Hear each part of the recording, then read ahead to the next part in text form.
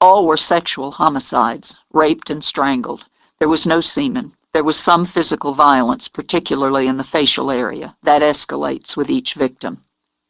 Because their faces aren't right. Their faces aren't hers. Hope's. I don't understand.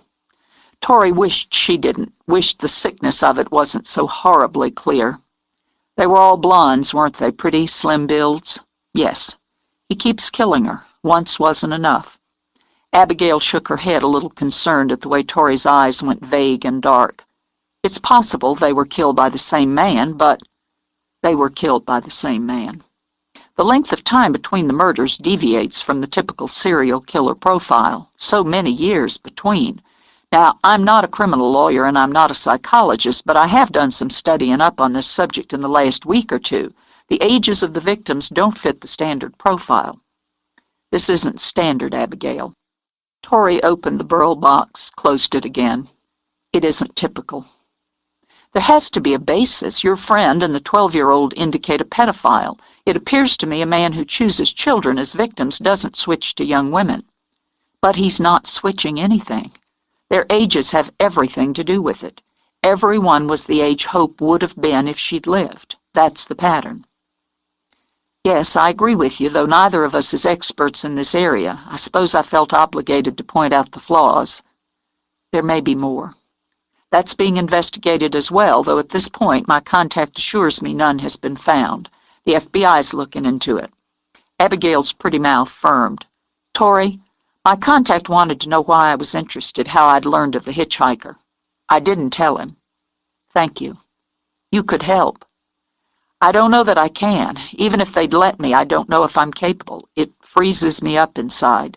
It was never easy, always wrenching, and now I don't want to face that again, to put myself through that again. I can't help them. This is for the police. If that's really how you feel, then why did you ask me to find out? I had to know. Tori, please don't. Please. I don't want to go back there again. I'm not sure I'd come out whole this time. To keep her hands busy, she began shifting items on a shelf. The police, the FBI, they're the experts here. This is their job, not mine.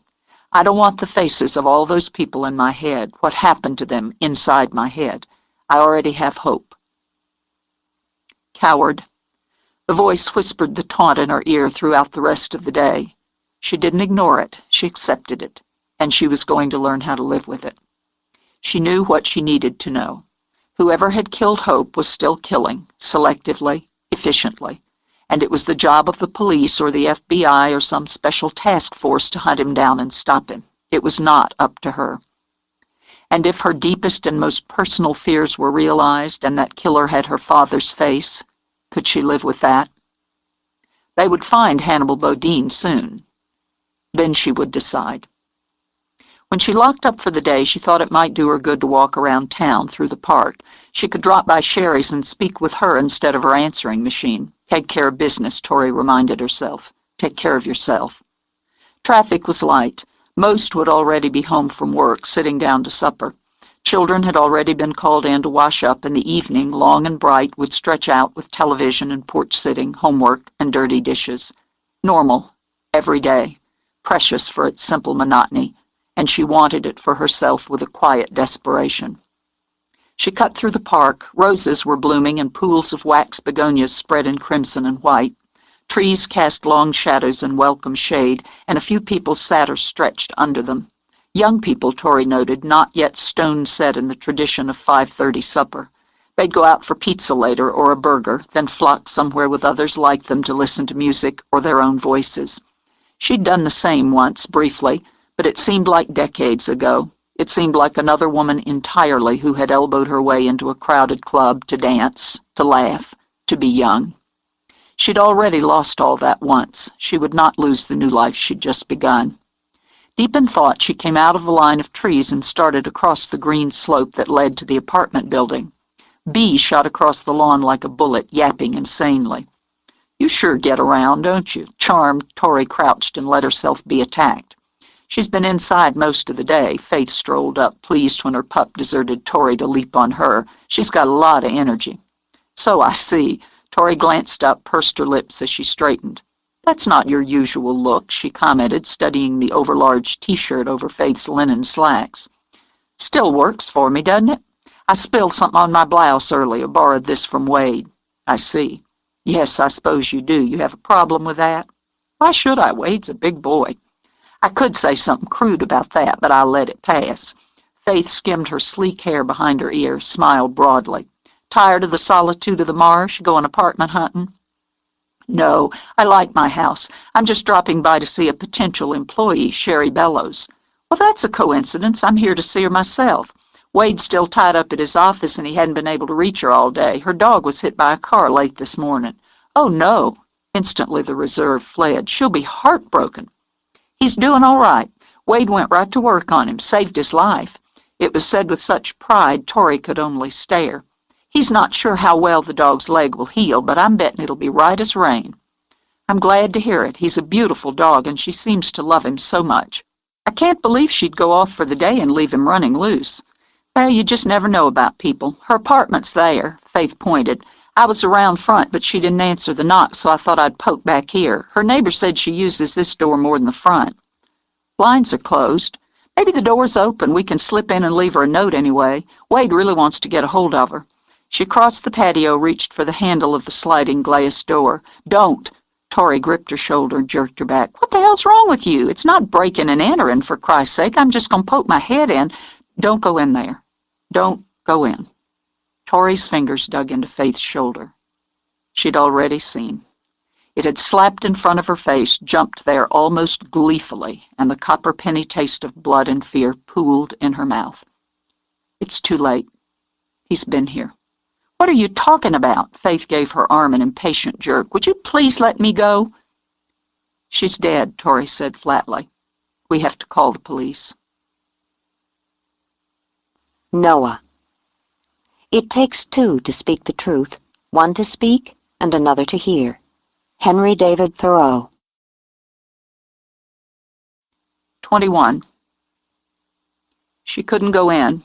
She couldn't make herself leave. The deputy who'd answered the call had been both skeptical and annoyed, but he hadn't been able to hold out against what he considered two overreacting females. He'd hitched at his belt, tugged on his cap, then had knocked loudly on the glass panel of the door. Torrey could have told him Sherry was incapable of answering, but he wouldn't have listened or understood. But 2 minutes after he'd stepped inside, he was back out again, and the irritated smirk was no longer on his face. It didn't take long to get the wheels rolling. When Chief Russ arrived, the scene was closed off with yellow police tape, and those who moved in and out carried the tools of their trade and their badges. Torrey sat on the ground and waited. I called Wade. Since there was nothing else to do, Faith sat down beside her. "He has to wait until Maxine comes to look after Mongo, but he's coming." "There's nothing for him to do. There's nothing for any of us to do." Faith stared at the tape, the door, the shadows of men moving around behind the blinds. "How did you know she was dead? Sherry or Hope?" Faith clutched the puppy to her breast, rubbed her cheek against warm fur for comfort. "I've never seen anything like this. They wouldn't let me near where Hope was. I was too young." "You saw it?" "Yes." "You saw it all?" "Not quite all." She pressed her palms together, squeezed her hands between her knees as if they were very cold. "I knew when we got to the door. There's a darkness about death, violent death especially, and he left something of himself behind, maybe just the madness of it. It's the same as before. He's the same." She closed her eyes. "I thought he would come for me. I never imagined this." And that was the guilt she would live with now. "You're saying whoever did this to Sherry killed Hope, after all these years?" Torrey started to speak, then shook her head. "I can't be sure. I haven't been sure of anything in a long time." She glanced over as she heard Faith's name called. Wade ran across the grass toward them. It surprised her when Faith leaped up. It was rare to see Faith bother to move quickly. Then she watched them take each other, one long, hard embrace. He loves her, Torrey realized. She's the center of things for him. How odd. "You're all right?" He put his hands on Faith's face, cupped it there. "I don't know what I am." She had been all right. Everything had seemed to hold at a distance, far enough away not to touch her. Now her hands wanted to shake and her stomach jump. the same way she'd reacted after the surgery when there had been blood on her hands. "I think I need to sit down again." "Here." When she lowered to the grass, he knelt, his hand still clutching Faith's while he studied Tori's face. Too calm, he decided, too controlled. It only meant when she broke, she'd shatter. "Why don't y'all come back with me? You need to get away from here." "I can't, but you should take Faith." "So you can see it through and I can't? I don't think so," Faith said. "It's not a competition. Between you and me, it's always been. There's Dwight." People had started to gather in small pockets of murmurs and curiosity. Word traveled lightning fast in progress, Tori thought dully. She watched Dwight move through the gatherings and head straight for Sherry's door. "Maybe you can talk to him, Wade," Faith gestured in Dwight's direction. "Maybe he'll be able to tell us something." "I'll see." He touched Tori's knee before he rose. "Cade's on his way." "Why?" "Because I called him. Just wait here." "There was no need for that," Tori said, frowning at Wade's back as he slipped through the crowd of onlookers. "Oh, shut up." Annoyed, Faith dug in her purse for a chewy bone to keep Bea occupied. "You're no more iron woman than I am. It doesn't make us less to lean on a man." "I don't intend to lean on Cade. For Christ's sake, if he's good enough to sleep with, he's good enough to hold on to at a time like this. I swear you just hunt up things to be bitchy about." "Why don't we all go out on a double date later? We can go dancing." Faith's smile was scalpel sharp. "You're a real pain in the ass, Tori. I'm starting to like that about you." "Well, shit, there's Billy Clampett, and he's spotted me. That just makes it perfect. I was nearly pissed off enough and drunk enough one night 1,000 years ago to have sex with him. Fortunately, I came to my senses in time, but he's never stopped trying to finish things off." Tori watched Billy stroll toward them, thumbs tucked in his front pockets, fingers beating out a tune on either side of his zipper. There couldn't be enough liquor in the county for that. Finally, a point of agreement. "Billy?" "Ladies." He crouched down. "Heard there was some excitement round here. Some girl went and got herself killed." "Careless of her." Faith didn't shift away, wouldn't give him the satisfaction, though she could smell his evening beer on his breath. "Heard it was Sherry Bella's. She's the one who runs around town with that big shaggy dog, wears little shorts and low-cut tops, sort of advertising the wares." He took a cigarette out of the pack he'd rolled in the sleeve of his T-shirt. He thought the effect made him look like James Dean. "Sold her some annuals a couple of weeks back. She was mighty friendly, if you catch my meaning." "Tell me, Billy, do you practice being disgusting, or is it just a gift?" It took him a minute, but his smile went sour as old milk as he struck a match and puffed his cigarette to life. "Aren't you Miss High and Mighty all of a sudden?" "Nothing sudden about it. I've always been high and mighty. Isn't that right, Tori?" "I've never known you to be otherwise. It's a bit like a birthmark." "Exactly." Delighted, Faith slapped a hand on Tori's thigh. She took out a cigarette of her own. "We Lavelle," she began, lighting it and blowing smoke coolly into Billy's face, "are destined to be superior. It's just stamped on our DNA." "You weren't so superior that night behind Grogan's when I had your tits in my hands." "Oh," Faith smiled, blew more smoke. "Was that you?" "Ever since you grew tits, you've been a slut. You better watch yourself." He glanced deliberately at Sherry's door. "Sluts end up getting just what they ask for." "I remember you now," Tori said quietly. "You used to tie firecrackers to cats' tails and light them, and then you'd go home and masturbate. Is that still how you spend your leisure time?" He jerked back. There was no smile on his face now, and fear had replaced the sneer in his eyes. "We don't need you around here. We don't need your kind." He might have left it at that. He was frightened enough to. But Bea decided his pant leg was more interesting than her bone. Billy sent her flying with the back of his hand. With a cry of outrage, Faith scrambled to her feet to scoop up the whining dog. "You yellow-bellied, beer-soaked, half-peckered asshole. No wonder your wife's shopping for a new man. You can't get it up with your own fist." He started to lunge at Faith. Tori didn't know how it happened, and it seemed to be happening to someone else, but her fist popped out of her lap and connected with his eye. The force and shock of the blow knocked him on his ass. Dimly she heard shouts and squeals and running feet, but as Billy leaped up, so did she. All of her rage rolled into one hot ball inside her. She could already taste the blood. Fucking bitch. When he charged, she planted her feet. She wanted violence, welcomed it. Even as he swung back, he went sprawling. "Try me," Cade suggested, and hauled him to his feet. "Stay out of it," he snapped as people rushed up to interfere. "Come on, Billy. Let's see how you handle me instead of a woman half your size." "You've had this coming for years." The sneer was back. He crouched, burning with the need to restore himself in front of the town, desperate to pound his bunched fists into the haughty face of one of the Lavells. "When I'm done with you, I'm going to have some fun with your whore sister and your cunt." He came in hard. Cade simply sidestepped. It only took 2 blows, an uppercut that snapped Billy's head back and a fast, vicious jab to the gut.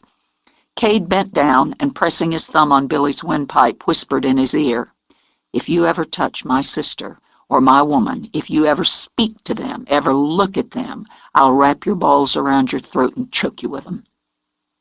He dropped Billy's head back to the ground and walked toward Tori without a backward glance. "This isn't the place for you now." She couldn't find her voice. She'd never seen fury burst then retreat so easily, almost elegantly, she thought. He'd battered a man to the ground without breaking a sweat, and now he was speaking to her gently, and his eyes were cold as winter. "Come on away with me now."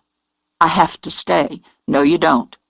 "Sorry to say she does." Carl D. walked up, turned his gaze down at Billy, rubbed his chin in a thoughtful manner.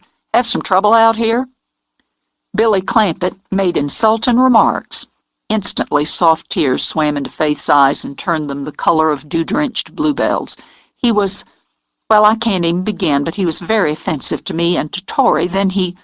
She sniffed delicately. "Then he struck my poor little bee here. And when Tori tried to stop him, if it hadn't been for Cade, I don't know what might have happened." She turned to Tori, sobbing quietly. "You could have taken him," she murmured, "fat, puss-faced asshole." Carl D. tucked his tongue in his cheek. After what he'd seen inside, this little comedy was an entertaining relief. "That about how it was?" he asked Cade. "More or less. I'll have him taken in so's he can cool off some." He glanced around, making eye contact with faces in the crowd as he gently chewed his gum. "Don't think anybody here wants to press charges." "No, we'll let it lay." "Good enough. I'm going to need to talk to Tori here, and Faith, too. We can be a little more private down at the station." "Chief?" Wade joined them, stepping so casually over the half-conscious Billy, Faith had to disguise a snort of laughter with a wet sniffle. "My place is closer. I think it'd be more comfortable for the ladies." "We might could do that for a start, anyway. I'm going to have one of my deputies take you on over. I'll be along directly." "I'll take 'em," Wade said. "You and Cade know most of these people. I'd appreciate it if you'd give me a hand getting them to go on home. One of my men will see to the ladies here. I need to get their statements," he said before Cade could object. "That's police business." "We can get there by ourselves." "Well, now, Miss Faith, I'll just send one of my men along with you. It's procedure." He signaled and set the wheels in motion. "Jesus, how does something like this happen in the middle of town?" Dwight rubbed at the tension in the back of his neck. They'd managed to nudge most of the curious away from the building. Now it was darkness that gathered as he stood with his 2 oldest friends on the quiet lawn outside the apartment where death wore the symbol of yellow police tape. "How much do you know?" Wade asked him. "No more than anyone else, I expect. Carl D. didn't let me pass the edges, and I only got that far because I'm mayor. It looks like somebody broke into her place sometime yesterday. Maybe it was a robbery." He pinched the bridge of his nose and shook his head. "Doesn't seem like it. Didn't look to me like she had a lot." "How'd they get by the dog?" Wade wondered. "Dog?" Dwight looked blank a moment, then nodded. "Oh, yeah. I don't know. Maybe it was someone she knew. That makes more sense, doesn't it? Maybe it was someone she knew, and they had an argument that got out of hand. She was in the bedroom," he added on a sigh. "That much I know. The bits and pieces I heard said she was raped." "How was she killed?" Cade asked him. "I don't know. Carl D. was keeping a tight lid on most of it. Jesus, Wade, we were just talking about her the other night. Remember, I ran into her coming out of your place." "Yeah, I remember." He got a picture of her bubbling over, flirting, while he examined Mongo. "There were some murmurs in there." Dwight jerked his head toward the sealed door. "About Tori Bodine. Edgy talk," he added. "I figured you'd want to know." He sighed again. "This shouldn't happen in the middle of damn town. People ought to be safe in their own houses. This is going to worry Lissy sick." "There'll be a run on the hardware store and gun shop tomorrow," Cade predicted. "Locks and ammo." "Oh, Christ. I'd best call a town meeting, see if I can calm people down. I hope to God Carl D. has something on this by tomorrow. I got to get back to Lissy. She'll be in a state by now." He shot one last look at the door. "This shouldn't have happened here," he repeated, and walked away. "I only met her once, just yesterday." Tori sat on Wade's sofa with her hands neatly folded in her lap. She knew it was important to be calm and clear when talking to the police. They picked at emotion, used weaknesses as levers to pry out more than you wanted to say. Then they made you ridiculous. Then they betrayed you. You only met her the once. Carl D. nodded, made his notes. He'd asked Faith to wait downstairs. He wanted his interviews and the facts he gleaned from them on separate pages. Why'd you happen to go by her place today? She applied for a job at my store. That's so. He cocked a brow. I thought she had herself a job, teaching at the high school. Yes, so she told me. Answer the questions exactly, she reminded herself. Don't add, don't elaborate. Not full-time until fall, though, and she wanted something part-time to supplement her income. And to keep her busy, I think. She seemed to have a lot of energy. Uh-huh. So you went on and hired her? No, not immediately. She gave me references. Wrote them down, she remembered, along with her address on the clipboard that she'd left on the counter when her father had come in. Oh, God. Oh, God. Well, that's a sensible thing. Didn't know you were hiring at your place. I hadn't really thought about it until she came in. She was persuasive. I took some time to go over my budget and decided I could afford light part-time help. I checked her references this morning, then I called her. I got her machine and left a message. Uh-huh. He'd already heard her message and the ones from Wade's office. The one from her upstairs neighbor, the one from Lissy Frazier. Sherry Bellows had been a popular lady. Then you decided to go on over in person. After I closed for the day, I wanted a walk. I decided I'd take one through the park and drop by her apartment. That way, if she was in, I could discuss the job with her. You went over there with Faith Lavelle? No, I went over alone. I ran into Faith outside the building, the back of the building. She said Sherry's dog had been injured earlier in the day. He'd been hit by a car and Wade had treated him. She'd come over as a favor to Wade, as they'd been unable to reach her. So you got there at the same time? Yes, more or less. That would have been around 6:30, as I closed up and left the shop about 6:10 or 6:15. And when Miss Bellows didn't answer, you went on in looking for her? No, neither of us went inside. But you saw something that worried you. He looked up from his pad. She sat perfectly still, kept her eyes on his, and said nothing. You were worried enough to call the police. She didn't return my call, though she appeared to be very eager for the job. She didn't return Wade's, though it was obvious to me from our one and only meeting that she adored her dog. Her blinds were shut, the door was closed. I called the police. Neither Faith nor I went inside. Neither of us saw anything, so I can't tell you anything. He sat back, gnawed on his pencil. Did you try the door? No. It wasn't locked. He let the silence hang, filled the time by getting out his pack of gum, offering it to Tori. When she shook her head, he took out a stick, unwrapped it, carefully folded the wrapper. Tori's heart began to dance in her chest. So, Carl D. folded the gum as carefully as he had its wrapper, slipped it into his mouth. You two had gone over. Now, knowing Faith Lavelle, I'd say she'd have poked her head in. Curiosity, if nothing else. What's this new teacher got in her place? That kind of thing. She didn't. You knocked? Called out? No, She broke off, fell silent. You just stopped there at the door and decided to call the police. He let out a sigh. You gonna make me pull some teeth here. Now, I'm a simple man. I got simple ways. And I've been a cop more than 20 years. Cops got instincts, gets hunches in the gut. Can't always explain them, they just are. Could be you got like a hunch today outside the door of Sherry Bella's apartment. It's possible. Some people tend toward hunches. You might say you had one 18 years ago when you led us to Hope Lavelle. You had more of them up in New York. A lot of people were glad you did. His voice was kind, a soft roll of words, but his eyes, she noted, were watchful. What happened in New York has nothing to do with this. It has to do with you. 6 kids got back home because you had hunches. And one didn't. 6 did, Carl D. repeated. I can't tell you any more than I've told you. Maybe you can't. Strikes me as more that you won't. I was there 18 years ago when you led us to that little girl. I'm a simple man with simple ways, but I was there. And I was there today looking down at that young woman and what had been done to her. Took me back. I was at both those places and saw both those things. And so did you. I didn't go in, but you saw. No, she surged to her feet. I didn't. I felt. I didn't see and I didn't look. There was nothing I could do. She was dead, and there was nothing I could do for her, or for Hope, or any of them. I don't want that inside me again. I've told you everything I know, exactly as it happened. Why isn't that enough? All right, now. All right, Miss Torrey. Why don't you sit down there, try to relax while I go down and talk to Faith. I'd like to go home now. You just sit down and catch your breath a little. We'll see you get home soon enough.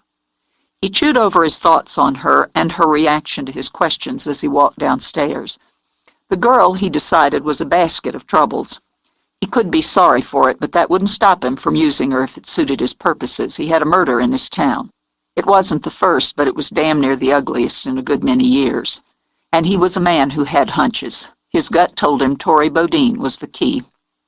He found Cade pacing at the bottom of the stairs. You can go on up to her. I expect she could use a shoulder. Your sister around? She's in the back with Wade. He's checking on the dog. Too bad that dog can't talk. Was Piney clipped him, wasn't it? So I'm told. Yeah, too bad that dog can't talk. He patted his notebook pocket and wandered into the back. Cade found Torrey still sitting on the sofa. I should have just walked away. Or better, smarter, I should have let Faith go in the way she wanted to. Faith would have found her, we'd have called the police, and there'd have been no questions. He moved over to sit beside her. Why didn't you? I didn't want her to see what was in there. I didn't want to see it either, and now Chief Russ expects me to go into a trance and give him the name of the killer. It was Professor Plum in the conservatory with the candlestick. I'm not a goddamn board game. He took her hand. You've every right to be angry, with him, with the situation. Why are you angry with yourself? I'm not. Why would I be? She looked down at their joined hands. You bruised your knuckles. Hurts like a son of a bitch.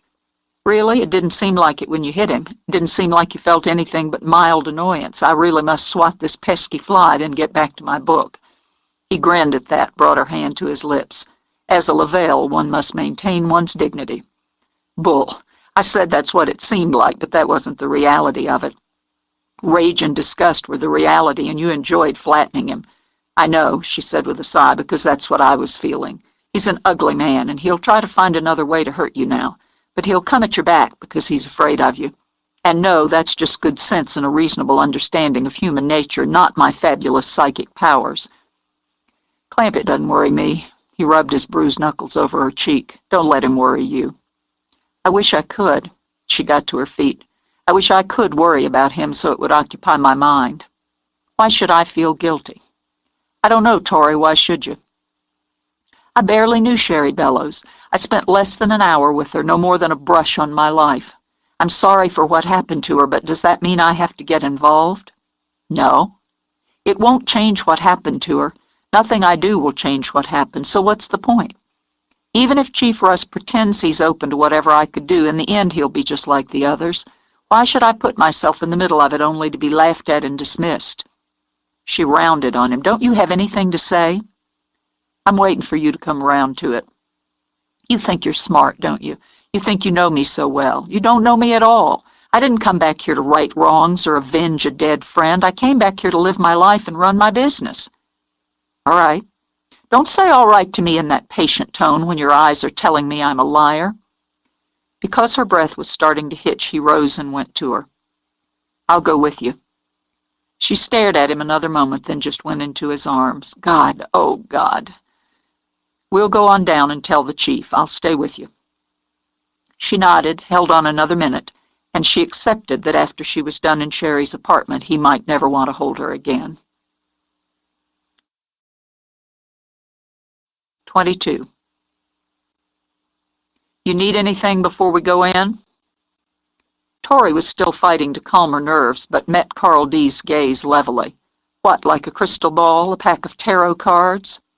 He'd gone in the front, as she'd requested, and unlocked the patio door from the inside, cut the seal, and stepped out where she waited with Cade. There was less chance of being seen going in through the rear. The killer had known that, too. Now Carl D. pushed back his hat to scratch his wide brow. Guess you're a mite put out with me. You pushed where I don't like to be pushed. This isn't going to be pleasant for me and could very well be useless to you. Miss Torrey, I got a young woman about your age lying on a table down at the funeral parlor. County M.E.'s got his job to do on her. Her family's coming down tomorrow morning. Wouldn't call any of that pleasant for anybody. He'd wanted her to have that picture in her head. Tori acknowledged it with a nod. "You're a harder man than I remember." "You're a harder woman. I guess we both got reason." "Don't talk to me." She opened the door herself, stepped inside. She'd braced herself and concentrated on the light first, the light in the room as he'd flicked the switch, the light Sherry had permeated through the air.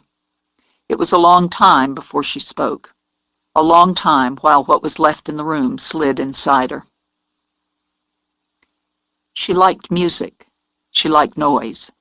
Being alone just wasn't natural to her. She liked to have people over, voices, movement. They're all so fascinating to her. She loved to talk. There was fingerprint dust on the phone. She didn't notice that it smeared her own fingers as she trailed them over it. Who was Sherry Bellows? That had to come first.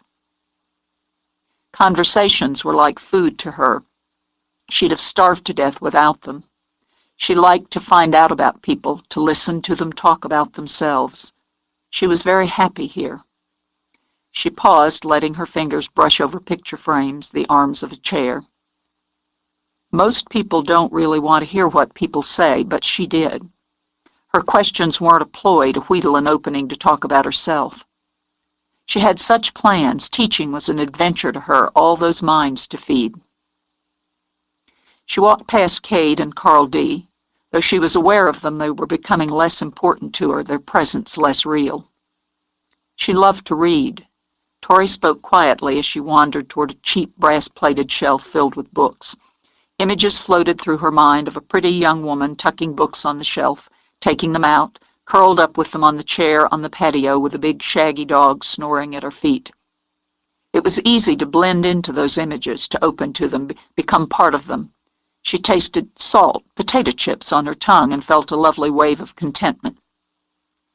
But that's just another way to be with people. You slide into the book, you become a character, your favorite character. You experience. The dog gets up on the sofa with you or in the bed. He leaves hair everywhere. You swear you could make a coat out of the hair he sheds, but he's such a sweetheart.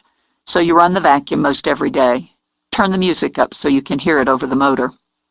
Music pulsed inside her head, loud, cheerfully loud. Her foot tapped to it. Mr. Rice next door, he complained about that, but you bake him some cookies and bring him around. Everyone's so nice in this town. It's just where you wanted to be. She turned from the bookshelf. Her eyes were blurry, blank, but she was smiling.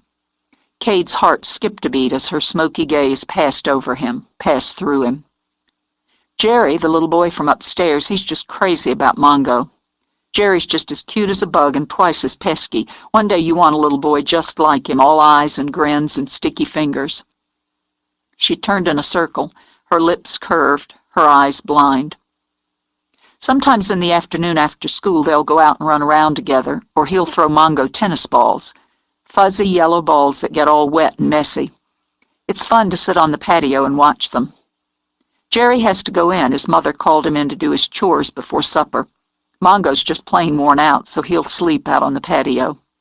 You want the music on, loud as you can, without bothering Mr. Rice, because you're feeling so happy, so hopeful. A glass of wine, white wine. Not really good wine, but you can't afford better. Still, it's nice enough, and you can sip and listen to the music and plan. She walked to the patio doors, looked out. Instead of dark, she saw early twilight. The big dog spread out on the concrete like a shaggy welcome mat and snoring lightly. Lots to think about, so many plans, so much to do. You feel so good about things and just can't wait to get started. You want to have a party, have the rooms crowded with people, and flirt with that gorgeous vet and that slick-looking Cade Lavelle. My, they sure grow 'em handsome in progress. But now you should make a meal. You have to feed the dog. Maybe another glass of wine while you're putting it together. She strolled into the kitchen, humming the tune she heard in her head, Sheryl Crow. A salad, a nice big salad with extra carrots because Mongo likes them. You'll mix them in with his kibble. She reached down, brushed her fingers over the handle of the cupboard, then let out a gasp, stumbled back. Instinctively, Cade moved toward her, but Carl D. gripped his arm. Don't. He spoke in a whisper, as though in church. Let her be. He was there, just there. Tori's breathing came in quick, short bursts now. She had both hands fisted at her throat. "You didn't hear him. You can't see him. There's a knife. He has a knife. Oh, God, oh, God, oh, God." His hand's over your mouth, squeezing. The knife's at your throat. You're so scared, so scared. You won't scream. You won't. You'll do anything if he doesn't hurt you. His voice is at your ear, soft, quiet.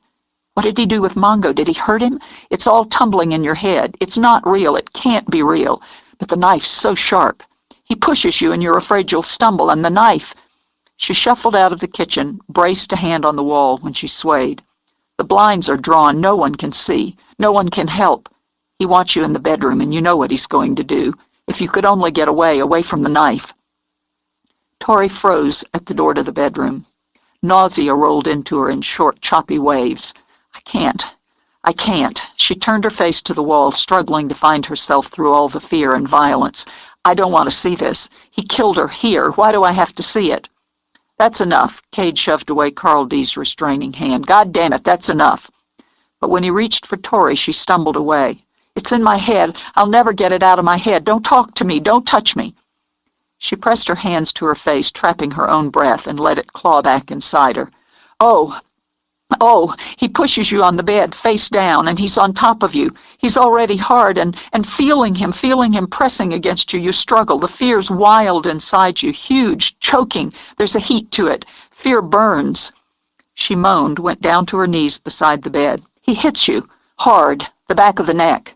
The pain's so sharp it rushes through you, stuns you. He hits you again. The side of your face explodes with it. You taste blood, your own blood. Blood tastes the same as terror, the same. He yanks your arms behind your back, and the pain of that's just another layer. Tentacles of that pain slithered and groped inside her, tangled with a horror so huge it seemed the mass of it all would burst out of her brain.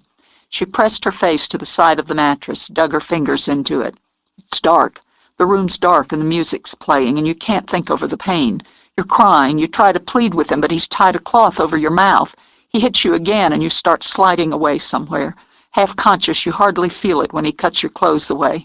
The knife nicks you, but it's worse, so much worse when he uses his hands on you. Tori doubled over, wrapped her arms around her belly, and began to rock. It hurts. It hurts.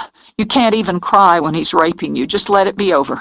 But he keeps beating himself into you, and you have to go away. You have to be somewhere else. You have to go away. Exhausted, Tori laid her head on the side of the bed, closed her eyes. It was like being smothered, she thought dimly, like being buried alive. So the blood rings in your ears like 1,000 bells, and the sweat that coats your body is cold, so viciously cold. She had to fight her way back into the air, back into self.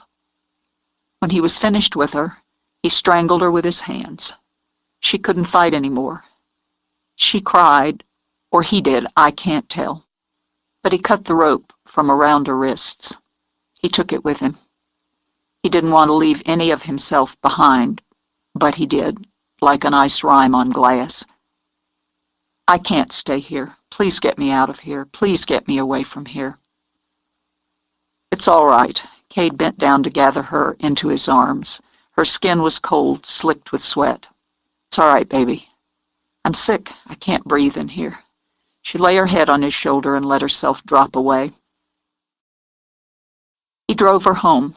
She didn't speak, didn't move throughout the drive. She sat like a ghost, pale and silent, while the wind through the open windows of the truck blew over her face and hair. There was an anger in him that had lashed out at Carl D. when the chief said he would follow them back. But she'd said to let him come. That was the last thing she'd said. So his anger had no target or release and built steadily inside him. His silence was like a bruise gathering dark and full of violence.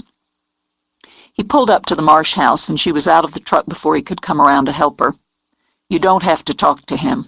His voice was clipped, his eyes brutally cold. Yes, I do. You can't see what I see, then not do whatever you can. She shifted her exhausted eyes toward the police cruiser. He knew that and used it. There's no need for you to stay. Don't be stupid, he snapped, and turned to wait for Carl D. as she walked to the door. You watch your step.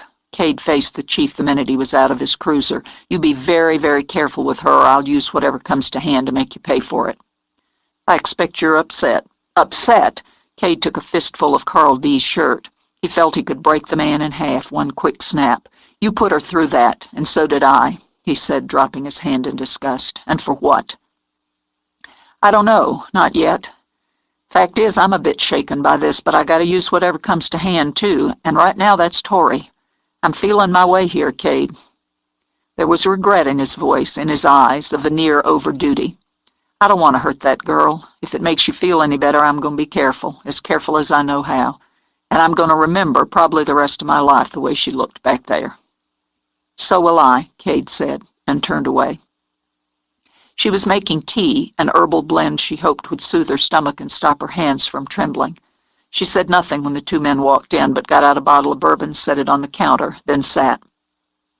I could use a shot of that. Ain't supposed to on duty, but we got extenuating circumstances. Cade got out 2 glasses and poured doubles. He came in through the back, Tori began. You know that. You'll already know a great deal that I can tell you. I appreciate it. Carl D. scraped back a chair. You just tell me how it feels best to you and take your time.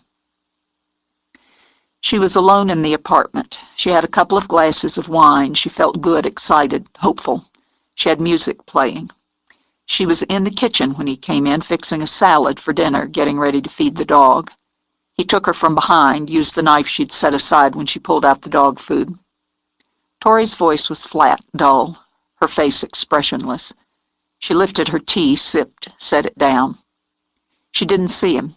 He kept behind her, kept the knife to her throat. He'd closed the blinds to the patio. I think he locked the door, but it doesn't matter.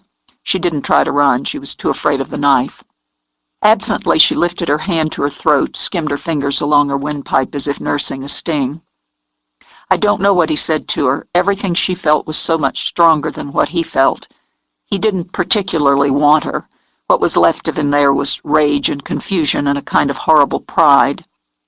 She was a substitute, a handy outlet for a need he doesn't understand. He took her into the bedroom, kept her face down on the bed. He struck her several times, the back of the neck, the face.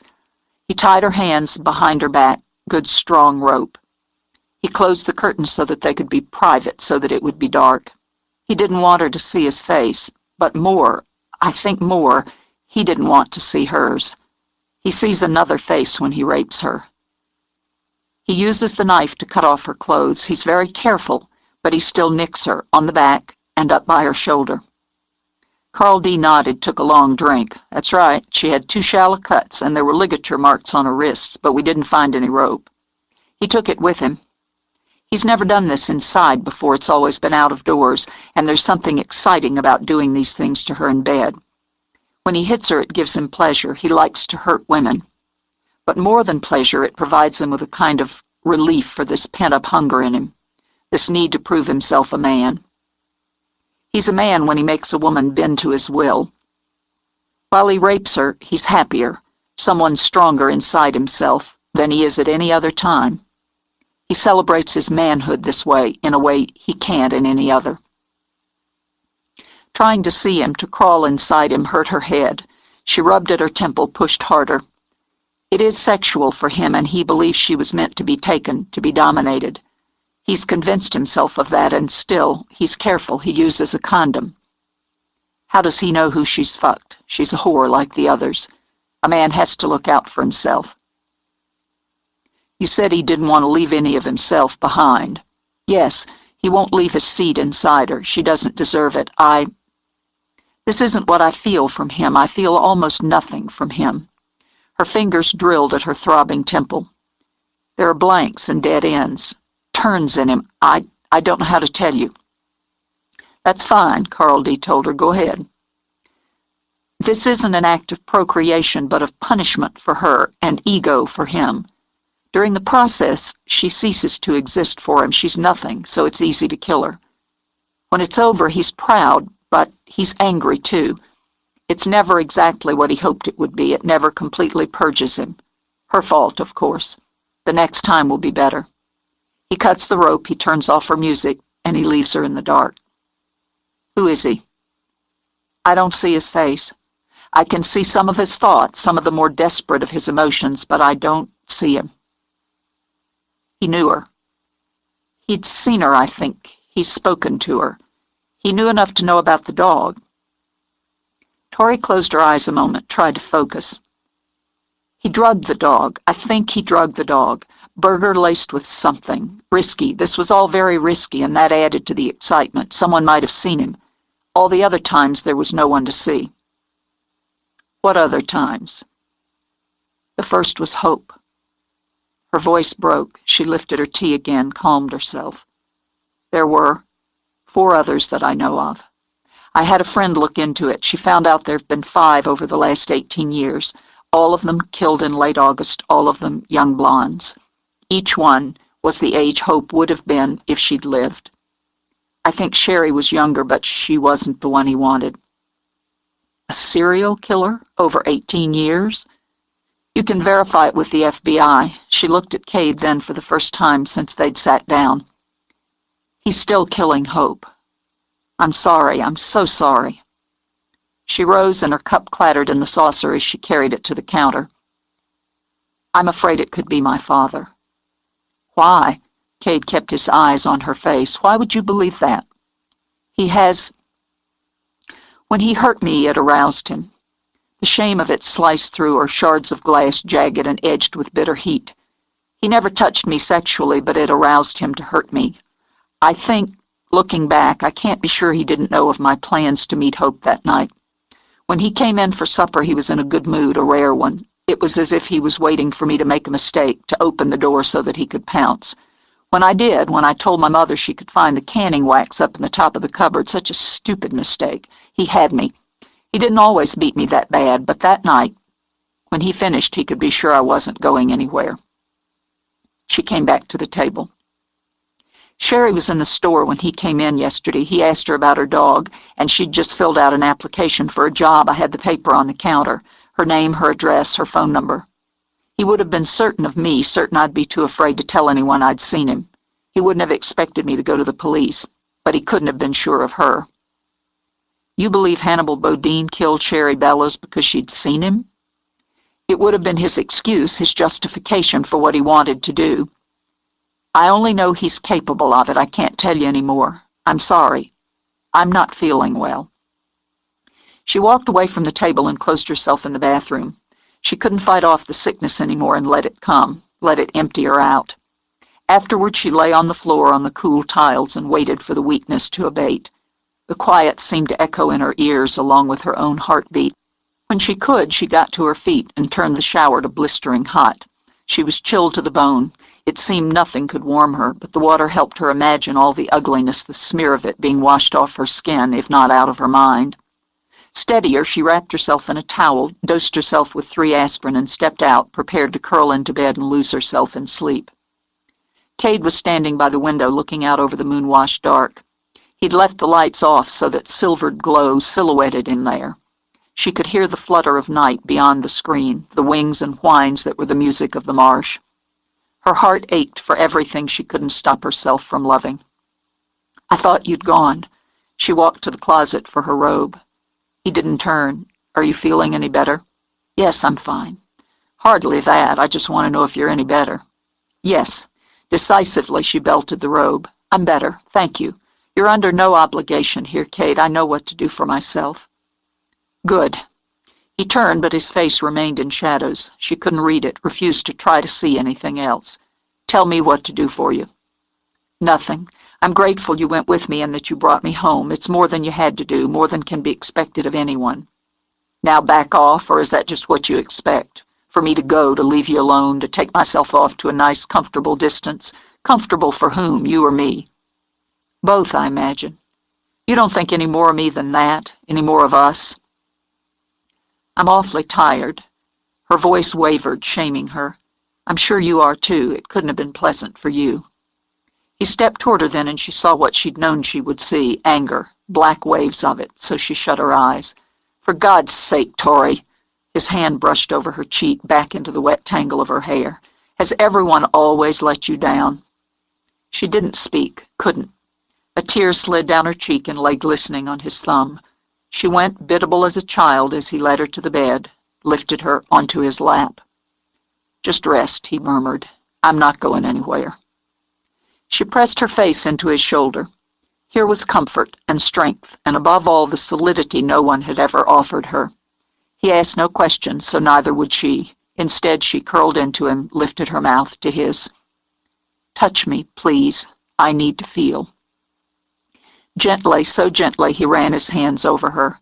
He could give her the comfort of his body, take his own in hers. Trembling, she reached for him, her lips parting under his and going warm.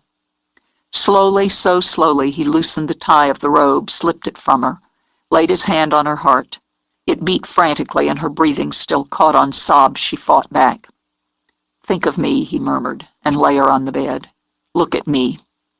He touched his lips to her throat, her shoulders, skimming his hands through her hair when she reached up to unbutton his shirt. "I need to feel," she repeated. "I need to feel you." She put her palms against his chest. "You're warm. You're real. Make me real, Cade." She sank into him when his mouth came back to hers, sank deep into the tenderness of it, the kindness that erased the horror she'd seen. The calm came first, the understanding that this brush and slide of flesh, this meeting of bodies, had nothing to do with pain or fear. His mouth on her breast, feeding, arousing, sped the beat of her blood. His hand, strong, patient, washed her mind clear of everything but the need to join. She sighed out his name as she danced over the first peak. She was fluid and open, rising toward him, sliding against him. When she rolled, he found her mouth again, then let her set the pace. She rose over him, her hair like wet ropes gleaming over her shoulders. Her face was flushed with life, damp with tears.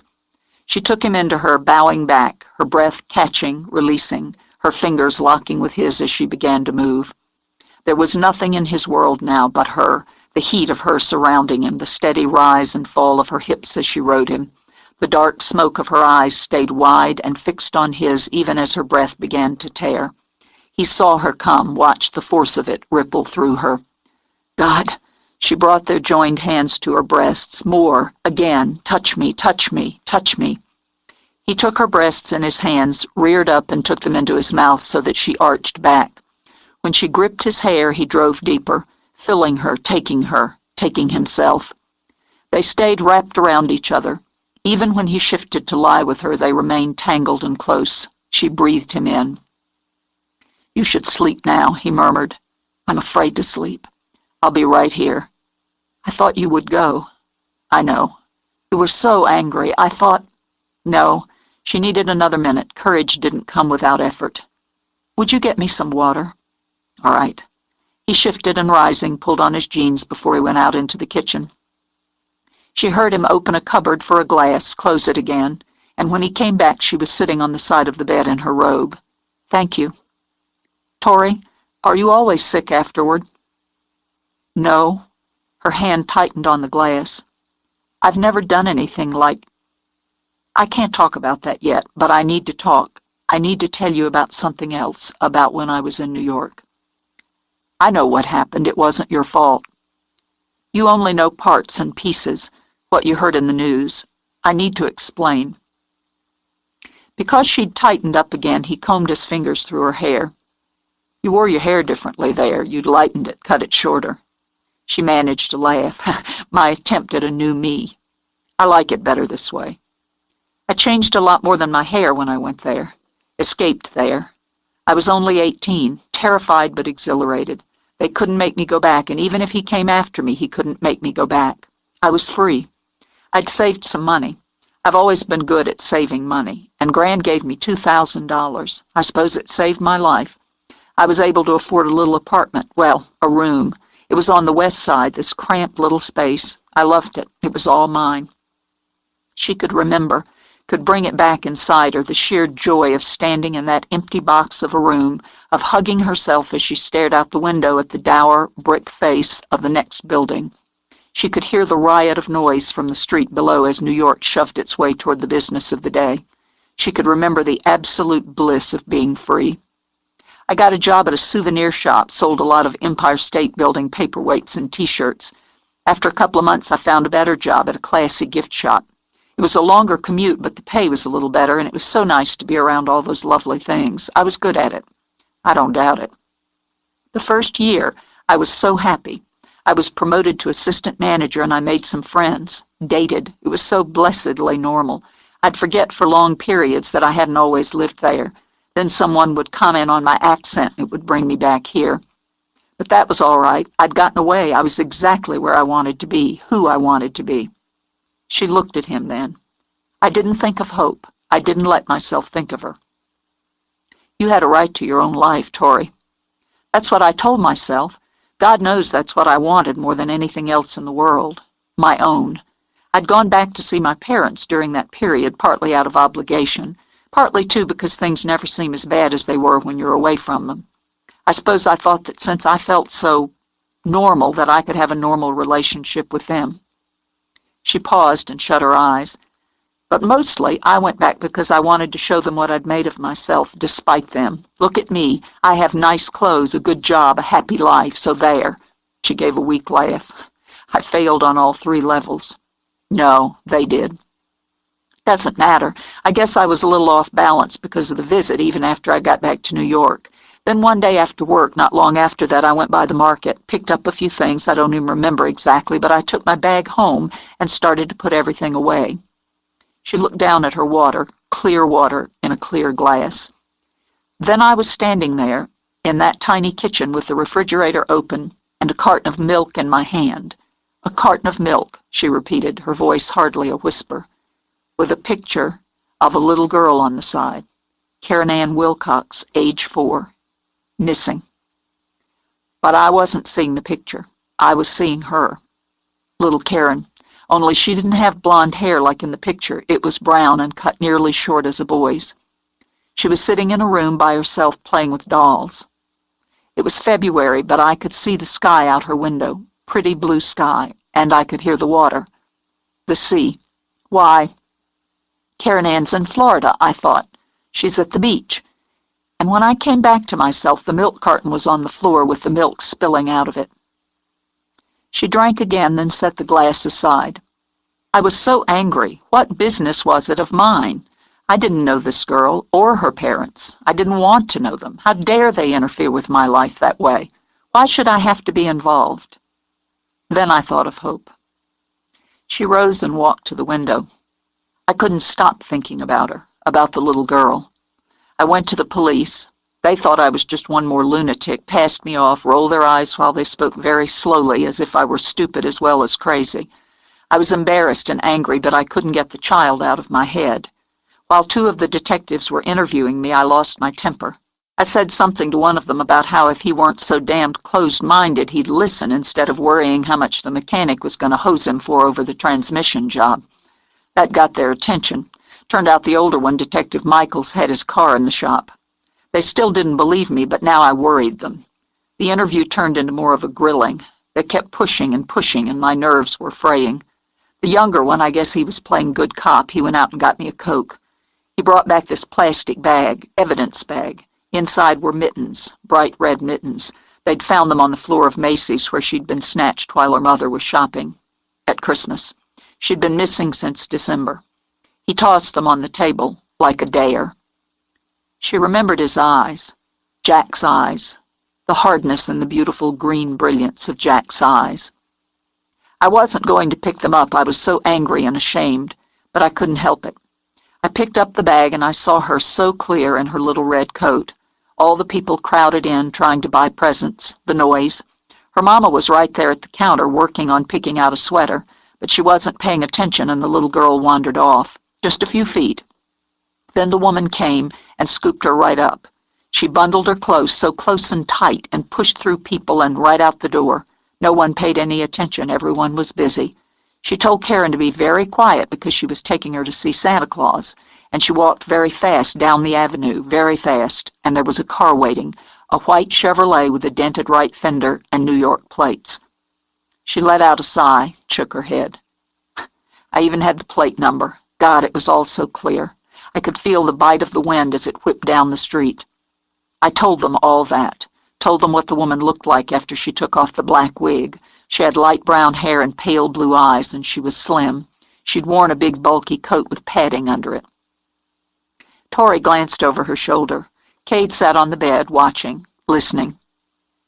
She'd planned this for weeks. She wanted a little girl, a pretty little girl, and she'd picked Karen out when she'd seen her mama walk her to daycare. So she took her, that's all, and she and her husband drove straight through to Florida. They cut her hair and dyed it and didn't let her go outside. They said she was a little boy named Robbie. She blinked and turned back. They found her. It took a while because I couldn't see just where, but they worked with the police in Florida, and within a couple of weeks they found her in a trailer park in Fort Lauderdale. The people who had her didn't hurt her. They bought her toys and fed her. They were sure she'd just forget. People think children forget, but they don't. She sighed. Outside, an owl began to hoot in a long bass note that echoed through the marsh and into the room where she stood. So, Karen was the first for me. Her parents came to see me after to thank me. They cried, both of them. I thought, maybe this is a gift. Maybe I'm meant to help people like this. I began to open myself to it, to explore it, even celebrate it. I read everything I could, I submitted to tests, and I began to see Jack, Detective Jack Krentz, the younger of the two cops who'd investigated the kidnapping. I fell in love with him. She came back for the water, drained the glass. There were others after Karen. I thought I'd found the reason I was what I was. I thought I had everything. I was wildly in love with the man I believed loved me and considered me a kind of partner. Now and again he'd bring something home, ask me to hold it. I was thrilled to be able to help in his work. We did it quietly. I didn't want any credit or any notoriety. But my work with missing children leaked, so I began to get both in that area. And with it, the letters, the calls, the pleas that haunt you night and day. Still, I wanted so much to help. She set the empty glass aside, wandered away toward the window. I didn't notice the way Jack was starting to watch me. That cool-eyed stare of his, I thought it was just his way. He was the first man I'd been with, and we were together, we were lovers, for over a year when it started to fall apart. He was seeing someone else. She was there in his mind, her smell in his senses when he came to me. I was betrayed and furious, and I confronted him. Well, he was more betrayed, more furious, and much better at it. I had spied on his thoughts. I was worse than a freak. How could he have a relationship with a woman who couldn't respect his privacy, who invaded his mind? He managed to turn that one around on you. He cheats and you're wrong. Cade shook his head. You didn't buy that. I wasn't quite 22 years old. He was my first and only lover. More, I loved him. And I had, however unintentionally, spied on his thoughts. So I took the blame, but it wasn't enough. He began to berate me, to accuse me of trying to take credit for the good hard work he put into cases. Whatever he'd felt for me in the beginning had turned into something else, and it hurt both of us. And as things were falling apart between us, there was Jonah Mansfield. She pressed a hand to her chest, squeezed her eyes shut a minute. Oh, it still breaks my heart. He was 8 and had been kidnapped by his parents' former housekeeper. The police knew that. There was a ransom demand of $2 million. Jack was assigned to the team working the case. He didn't bring it to me, the Mansfields did. They asked me for help. I told them what I could. The boy was being held in some sort of basement. I didn't know if it was a home or a building, but it was across the river. Jack was furious I'd gone around him behind his back. He wouldn't listen to me. They hadn't hurt the boy, and they were prepared to give him back if the ransom was paid, and if it was delivered exactly as they'd outlined. Was I willing to risk a child's life so I could prove what a wonder I was? That's what he asked me, and he had so eroded my confidence that I wasn't sure. She let out a shaky breath. I'm still not really sure what the answer to that question is, but I could see the boy and I could see the woman. She was going to let him go. It was only money to her and petty revenge against the Mansfields for firing her. I told them he was being treated well. He was scared, but he was all right. I told them to pay the ransom, to do what she said and get their son back safe. Really, no more or less than what the police wanted them to do.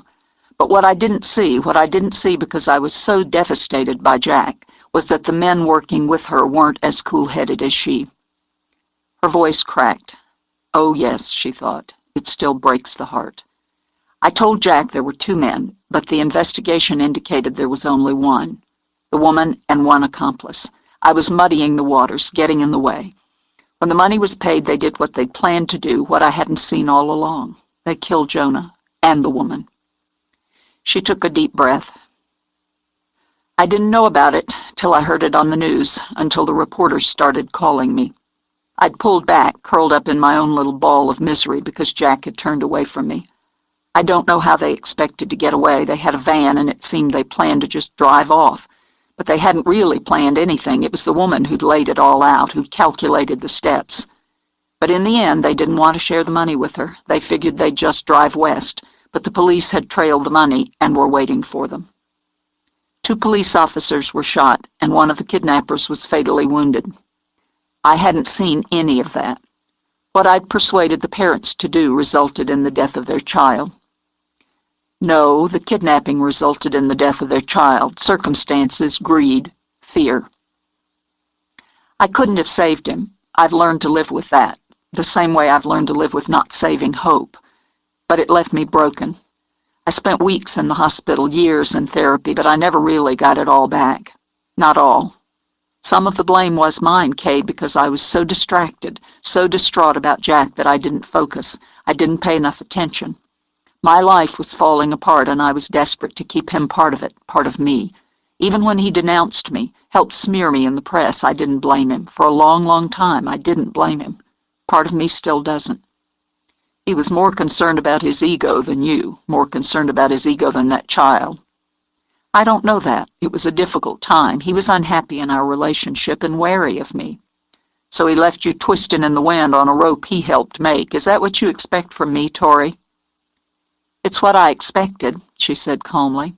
At this point, I don't know what to expect from you. I just want you to know I understand what it's like for you. No, I don't think you understand anything. He wasn't in love with you. I am. She made a sound, part gasp, part sob, but stayed exactly where she was. So, he got to his feet. What are you going to do about it? Her throat closed. Not fear, she realized as she stared at him. It wasn't fear filling her. It was hope. Flying on it, she leaped into his arms. 23. As horrible as murder was, it was still interesting. A night's distance from it made it more like a movie than real life. Faith wasn't about to stay cooped up at Beau Rev when she could poke around in town and be in the center of the reel. Lila had seen through her, of course, and loaded her down with errands. If she was going to gossip, Lila told her when she handed over her list, she might as well be productive, too. And she shouldn't forget to report all the details when she got home again. There was plenty of gossip to be found. At the drugstore, odds were in favor of an old boyfriend who'd come to town to convince Sherry to mend things and then had gone crazy when she'd refused. After all, she'd only been in town a few weeks. A young, pretty girl like that was bound to have left a boyfriend or two back home. At the post office, there was little doubt the killer had been Sherry's secret lover, and the sex had gotten out of hand. No one named any likely candidates for the secret lover position, but it was a consensus over the stamp buying and certified letter sending that she'd had one. A woman who looked like that was bound to have a lover, and it was a sure bet he was married, else why had nobody known about him? This led to the theory that Sherry had threatened to go to his wife, and the ensuing argument had led to violence. The smart money picked up this theory and ran with it, putting every married man in the area between 20 and 60 on the list of suspects, with the odds favoring a teacher or administrator from Progress High. But Faith remembered what Tori had said while they sat on the grass outside Sherry's apartment, and she remembered hope. It wouldn't hurt to stop by Southern Comfort and see what Tori had to say about things today. She stopped by the market first and soberly contemplated the bananas. A few feet away, Maxine loaded a bag with apples and sniffled. Faith edged a little closer and picked a bunch of bananas at random. "Well, hi there, Maxine. You all right, honey?" Maxine shook her head, blinked back fresh tears that swam into her eyes. "I just can't seem to function. Wade gave me the day off because I was feeling so sad, but I couldn't stay home." "Maxine, sweetie!" Faith cursed her faulty internal radar when Boots Mooney guided her shopping cart into produce. She wasn't in the mood to tangle with Wade's mother again. The 3 carts bumped each other face to face. Boots made cooing noises and handed Maxine a hanky. "It just keeps hitting me over and over," Maxine dabbed at her eyes. "I told Ma I'd do the grocery shopping, and now I can't think." Boots nodded. "I guess we're all upset about poor Sherry Bellas. I just don't know how it could happen. I don't understand it. It's not supposed to happen here." "I know. You shouldn't be scared." Sympathetic Faith rubbed Maxine's shoulder. "Most people think it was a boyfriend who went crazy." "She didn't have a boyfriend. Maxine fumbled in her pocket, pulled out a tattered tissue. She wasn't seeing anybody at all, but she had a little thing for Wade. Wade? Faith's hand froze, as did the expression of compassion on her face. Over Maxine's bent head, her eyes locked with Boots. She'd like to come in and flirt with him, started out pumping me for information about him. Not obnoxious-like, Maxine added with another sniffle, but friendly, interested. You know, was he married, was he seeing someone, that kind of thing. Faith dropped her comforting hand. I see. He's so good-looking, you know. I had a crush on him myself a while back, so I couldn't blame her. Remembering herself, Maxine flushed and peeked above the hanky toward Boots. Beg your pardon, Miss Boots. Wade, he never... Of course not. Boots gave Maxine's back a quick pat. Why, I'd think there was something wrong with a young woman if she didn't get herself a crush on my Wade. Her gaze drifted to Faith again, narrowed. He's a wonderful man. Yes'm, he is, so you couldn't blame Sherry for having an eye for him. Really, Faith thought, couldn't you really? And we got to be friends, Sherry and me, Maxine went on, comforted by the two sympathetic pairs of ears. She helped me study sometimes, and we were going to go out and celebrate when the semester was over. Drive down to Charleston, we thought, and go to some clubs. Said she was man-deprived just now, didn't mind so much while she'd been getting her degree and starting her career, but she was looking to start dating again. Maxine wiped her eyes again. She wanted to get married one day and have a family. We talked about it. I'm sorry, Boots answered. I didn't know you were close. She was just so nice, and she was smart, and we had a lot of things in common. She'd worked through college just like I am. We could talk about clothes and guys and just anything. We both love dogs. I don't know what's going to happen to her poor dog now. I'd take him, but I just can't. She began to weep then, as much for the dog as for her lost friend. Don't take on so, Maxine. Faith's radar was working now well enough for her to sense the other shoppers nudging closer to try to catch a few words. Wade'll find him a good home, and the chief will figure all this out. I feel so sick inside. Just yesterday she was laughing and excited. We had lunch together in the park. She was going to go to work for Tory Bodine at the new shop, at least she hoped to. She was making all these plans. It's just that she was so alive one minute and the next, I'm just so sad and confused about it. I understand. Faith knew very well what it was like to be left behind after death. Honey, you should just go on home. Want me to take you? No, thanks. No, I think I'll just walk. I keep expecting to see her coming down the street with Mongo. I just keep expecting that, Maxine murmured, and scrubbing at tears, walked toward the exit. I know, Faith said quietly, and turned blindly away.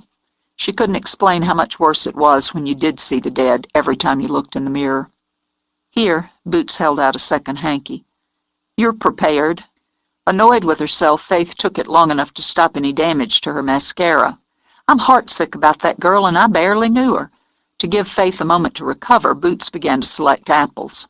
I came out myself today because I couldn't think about anything else at home. Poor little Maxine, how much harder is it on her? It was kind of you to offer to take her home. Would have gotten me out of market in duty. Boots laid a hand on Faith's arm until Faith looked at her. It was kind of you, she repeated. It's a comfort to me to see kindness in the woman my son is in love with, just as it was to see that little flash of jealousy. All in all, I'm glad I decided to give myself and J.R. a break from our diet and make apple cobbler tonight. You give my best to your mother and Lila, won't you? Boots glided away with her apples, leaving Faith frowning after her. Pretty sharp, aren't you, Miss Boots, for all your fluttering, Faith mumbled. Pretty goddamn sharp. Irritated, Faith pushed her cart through produce, plucking up Lila's items and wishing she'd skipped the damn market altogether. She had been jealous, damn it. Had Wade flirted back? She scowled at the boxes of butter and dairy. Of course he had. He was a man. Very likely he'd considered doing more than flirting. The bastard. How many times had he imagined Sherry naked, fantasized about getting her that way, and then, good Christ, what was she doing? Working herself up into a mad-on Wade over a dead woman? How petty, how shallow, how horrible could she be? Faith? What?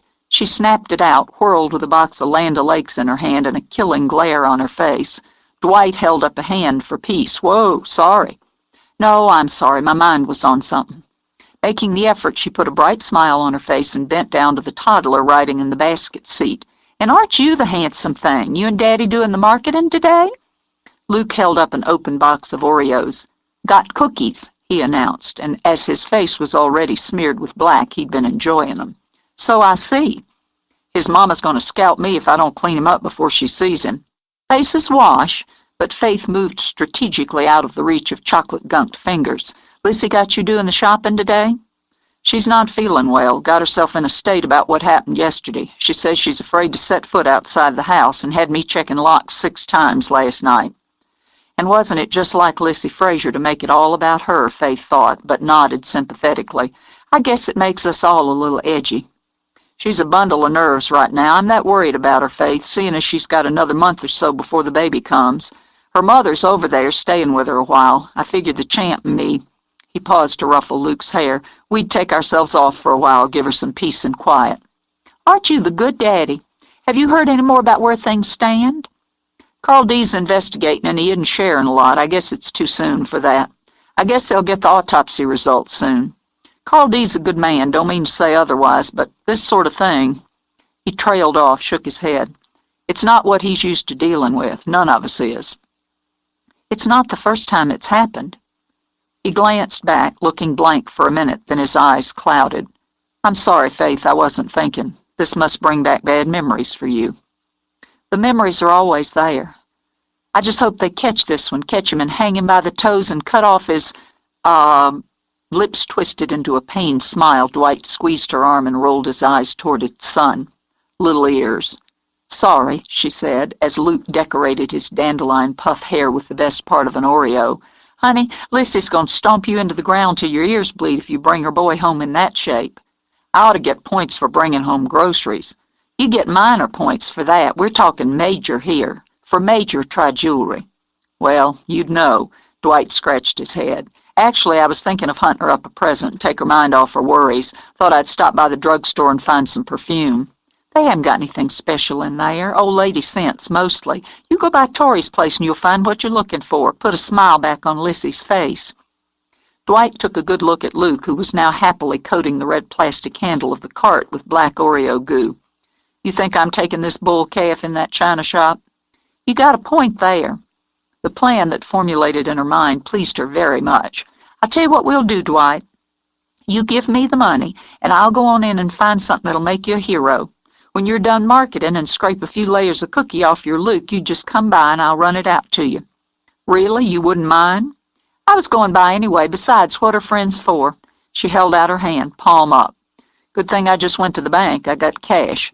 Delighted, he took out his wallet, counted bills into her hand. When he stopped, she simply stared balefully at him. Cough it up, Dwight. You can't be a hero for under 200. 200? Jesus, Faith.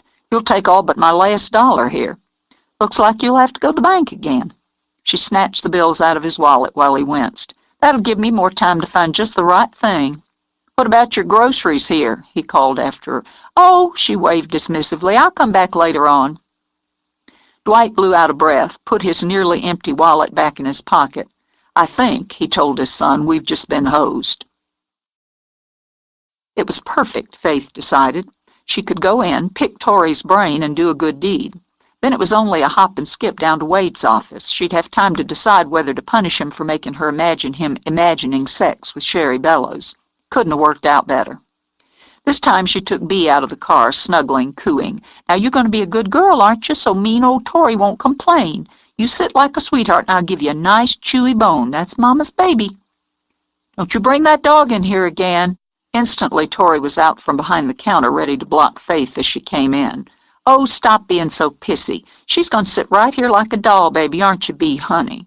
She lifted one of the puppy's paws, waved it while they both stared at Tori with equally innocent expressions. Damn it, Faith.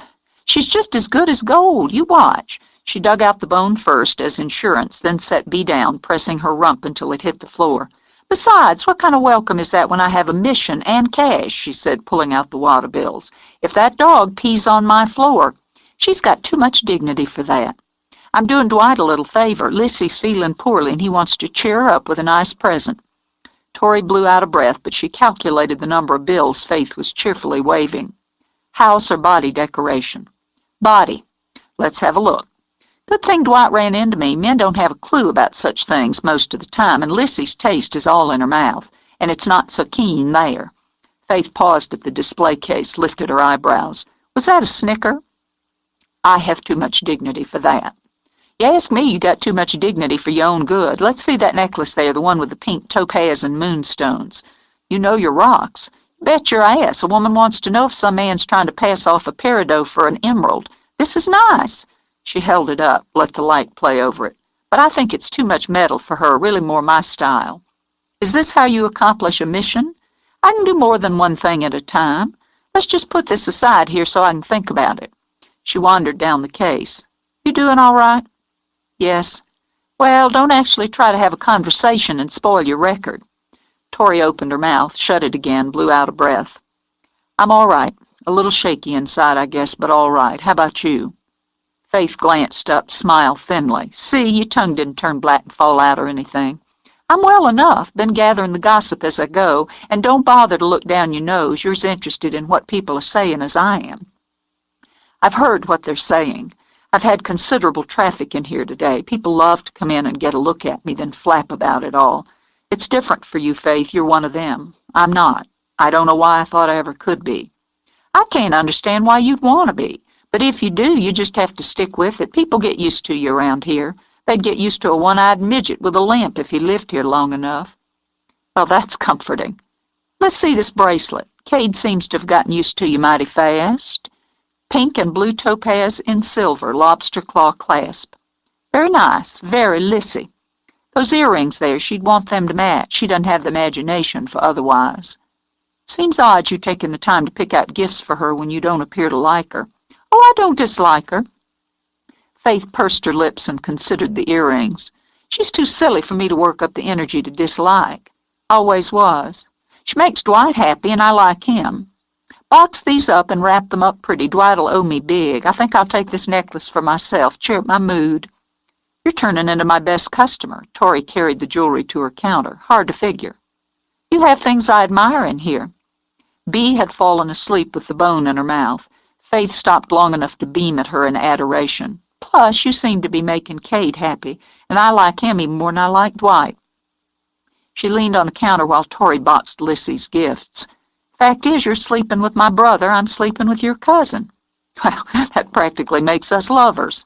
Faith blinked, snorted, then threw back her head and laughed. Christ, that's a frightening thought. And here I was wondering if I should consider us being friends. Another frightening thought, isn't it? Still, it occurred to me yesterday when we were sitting out there that you and I were probably feeling the same thing, thinking the same thing, remembering the same thing.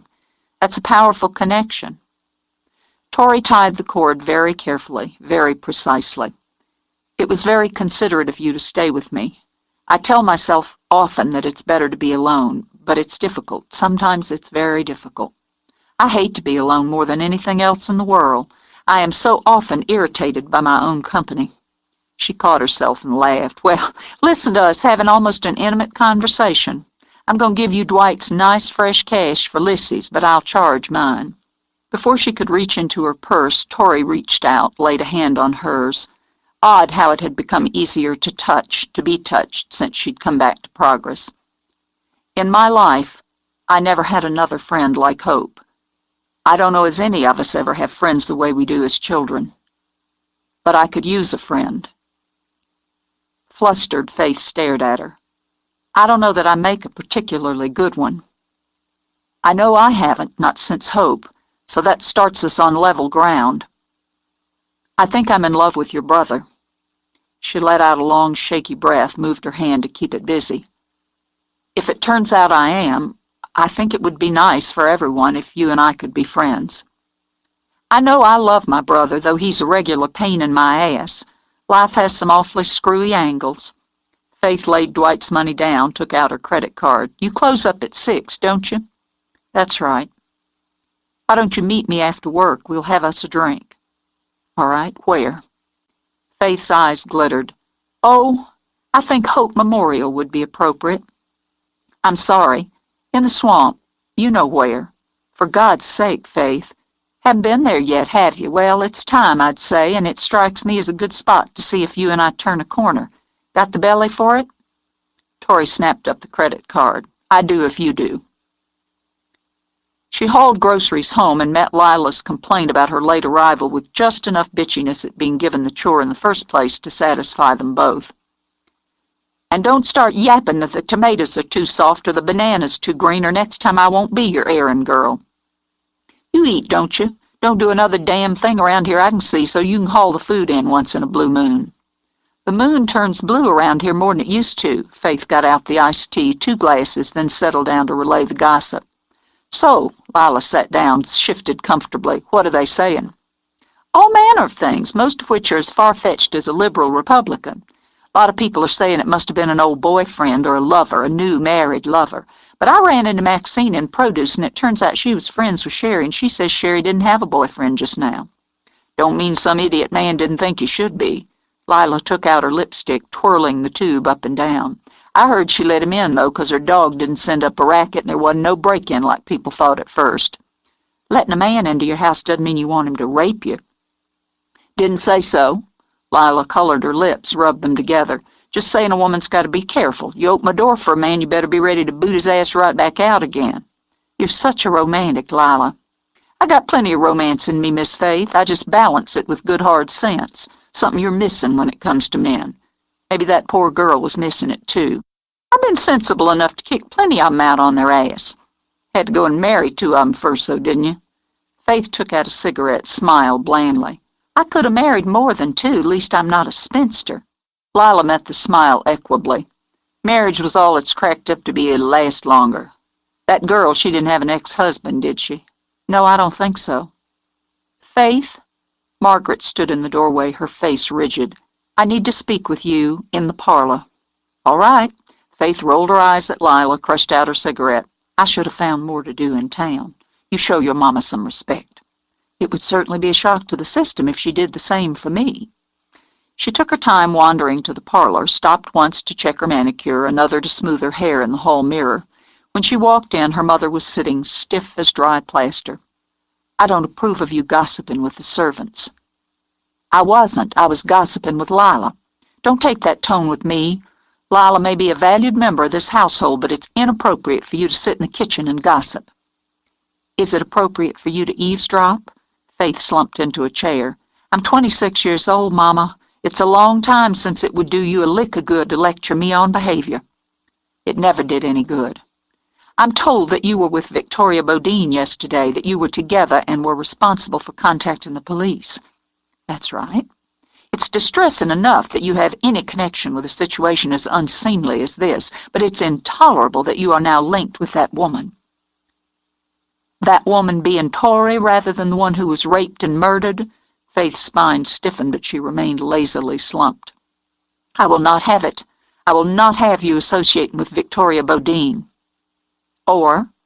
Faith waited a beat. You see, there aren't any ors at this point in our lives, Mama. I come and go when I please, and with whom. I always did, but now you really have nothing to say about it. I would think out of respect for your sister, you would sever any connection, however tenuous it is, with the person I hold responsible for her death. Maybe it's out of respect for my sister that I've made this connection.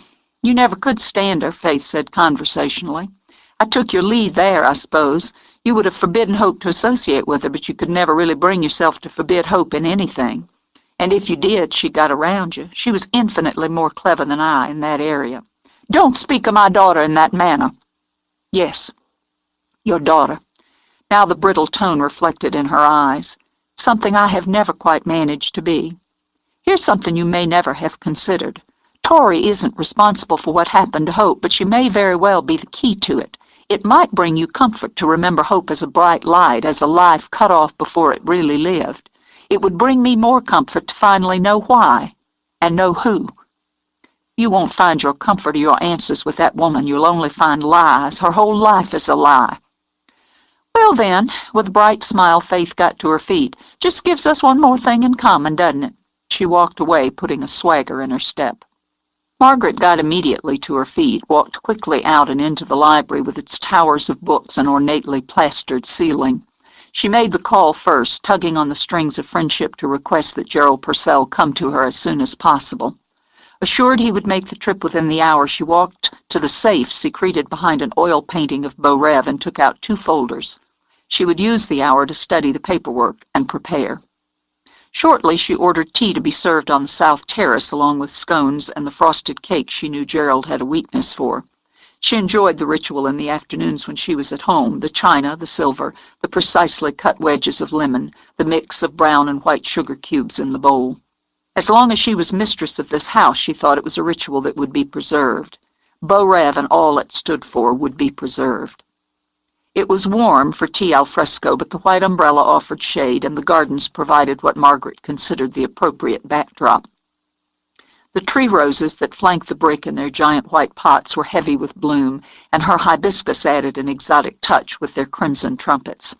She sat at the rippled glass table, hands folded, and looked out over what was hers. She had worked for it, nurtured it, and now, as always, she would protect it. She glanced over as Gerald came through the terrace doors. He'd roast in the suit and tie, she thought idly, as she lifted a hand to his. "I appreciate your coming so quickly. You'll have some tea?" "That would be lovely. You sounded troubled, Margaret." "I am troubled." But her hand was rock steady as she lifted the Wedgwood teapot and poured. "It concerns my children and Beau Rêve itself. You were Jasper's attorney, so you understand the disposition of the farm, the properties, the interest of this family, as well as any of us, perhaps better." "Of course." He sat beside her, pleased that she remembered he preferred lemon to milk. "Control and interest in the farm was passed to Kincaid, 70%. That holds true for the factories, the mill as well. I hold 20% and Faith 10%. "That's correct. Profits are divided and dispersed annually." "I'm aware of that. The properties, such as our interest in the apartment buildings, the houses that are rented, including the Marsh House, are in all three names equally. Is that also correct?" "Yes." "And in your opinion, what impact would it have on Cade's changes to the farm, his new operating system, if I withdrew my support, used my 20% and my influence with the board to sway them back toward more traditional methods?" "It would cause him considerable difficulty, Margaret, but his weight is heavier than yours and the profits add to his end of the scale. The board has no say in the farm in any case, just the mill and the factories." She nodded. "And the factories, help keep the farm running. If I were able to persuade Faith to add her interest to mine?" "That would give you more ammunition, certainly." He sipped his tea, pondered. "Might I ask, as your friend and your lawyer, if you're dissatisfied with Cade's performance at Beau Rêve?" "I am dissatisfied with my son, and I believe he needs to put his mind and energies back into his inheritance without having it diverted into less worthy channels. Simply," she said as she buttered a scone, "I want Victoria Bodine out of the Marsh House, out of progress. At the moment, Faith is being difficult, but she will come around. She's always been a creature of the moment. I believe I can persuade her to sell me her interest in the properties. That would give me a 2/3 control. I would assume that the Bodine girl has a year's lease on the house and on the building on market. I want those leases broken." "Margaret," he patted her hand, "you would be wise to let this lay. I will not tolerate her association with my son. I will do whatever is necessary to end it. I want you to draw up a new will for me, cutting both Cade and Faith off." He thought of the scandal, the legal tangles, the vicious amount of work. "Margaret, please don't be rash. I won't implement the will unless I have no choice, but I will use it to show Faith just how serious I am." Margaret's mouth thinned. "I have no doubt that when she realizes she stands to lose such a large sum of money, she will become very cooperative. I want my house back in order, Gerald. It would be a great favor to me if you looked over those leases and found the simplest way to break them. You risk turning your son against you. Better that than watching him drag down the family name." 24. I have not since childhood kept a diary or a journal, or written down my secret thoughts. It seems appropriate, since my childhood is so on my mind, to do so now, and to do so here where Hope lost her life, her childhood. My papa, our papa, made this place for her with its pretty statue and its sweet-smelling flowers. It is more hers than the grave where he buried her on that steamy and sick-skied summer morning. I never shared this place with her. I chose not to, out of spite, certainly, but it gave me great satisfaction at the time. What did I want with her silly games and her odd and unkempt friend? I wanted them so desperately I refused to take them when they were offered. I am a difficult person. Sometimes I like myself that way. In any case, it is my nature to be contrary, so I, of all people, must live with it. It might have been very different for me, for all of us, if that night had never happened. If, when I'd woken in the morning, Hope had been in the next room. I would still have been sulking over my disgrace the night before. That had been a minor combat over peas, which I despised then and despise now. I would have sulked because I found some pleasure in that activity, particularly when someone put in the effort to win me out of my pouts. I enjoyed the attention, most any kind of attention I could manage. I knew even then that in the pecking order of siblings I came in a lowly third out of 3. Cade was the heir apparent. He, after all, possessed a penis, and I did not. This, I suppose, was no fault of his, but I did indeed envy him that member for a short time in my youth, until, of course, I learned that it was more than possible for a woman to possess as many of those interesting appendages as she liked, and in such a pleasant variety of ways. I discovered sex early and have enjoyed it without apology. In any case, at 8, the sexual connotations of men and women were still a foggy area for me. I only knew that Cade was the master in training of Beau Rêve because he was a boy, and this did not sit well with me. He was afforded privileges I was denied, again because of his gender, and I suppose, to be fair, because of the 4-year difference in our ages. My father looked on him with such pride.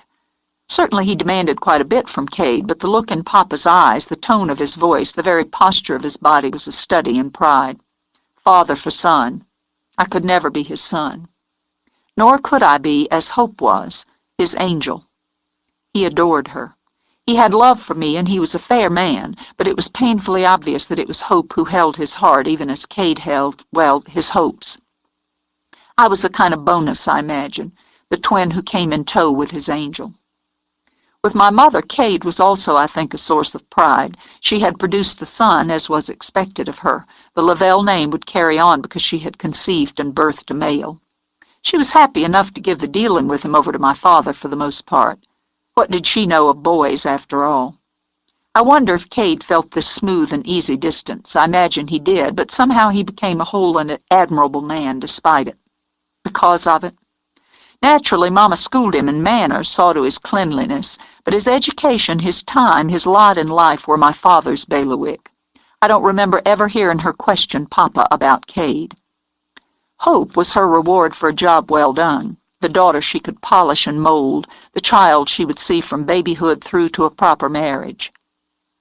She loved Hope for her sweetness and her quiet acquiescence, and she never saw, never, the rebel inside. Had Hope lived, I believe she would have done precisely what she pleased and somehow have convinced Mama it was Mama's own idea. She got around her with Tori. She could get around her with anything. God, I miss her. I miss that half of me that was bright and fun and eager. I miss her outrageously. Myself, I was a trial to Mama. How often I have heard her say so, therefore it must be true. I had none of Hope's sweetness, nor her quiet acquiescence. I questioned, and I fought bitterly over things I didn't even care about. Notice me, damn you all, notice me. How sad and pitiful. Hope became friends with Tori a year before that summer. They were simply drawn together as some souls are. Even I could see the recognition between them, that click of connection. And they were, almost from the first, inseparable, more twins than my sister and I had ever been. For that reason alone I disliked Victoria Bodine intensely. I turned my nose up at her and her dirty feet and poor grammar, at her big watchful eyes and white trash parents, but it was her closeness with Hope that was at the root of it. I made fun of her as often as I possibly could and ignored her the rest of the time. Pretended to ignore her. In fact, I watched her and Hope with hawk-like concentration, looking for a fissure, for some crack in their bond that I could pry wider so that their affection for each other shattered. They played together on the day she died at our house, as Hope was strictly forbidden to go to Tori's. She did go, of course, in secret, but they spent most of their time together in and around Beau Rêve, or in the swamp. Mama didn't know about the swamp. She would not have approved. But we all wandered there, played there. Papa knew it, and only asked that we not go in after dark. Before supper, Hope played jacks on the veranda. I was punishing her by not playing with her. When this didn't appear to spoil her pleasure in the game, I went to my room to sulk and didn't come down until I was called to supper. I wasn't hungry, and I was still in a vile mood over Hope's blithe acceptance of my anger with her. I took it out on myself by making an issue of the peas, though I continued to contend I had a right there, then ended up sassing my mother and being sent from the table. I hated being sent from the table. Not that I cared overmuch about the food, but it was banishment.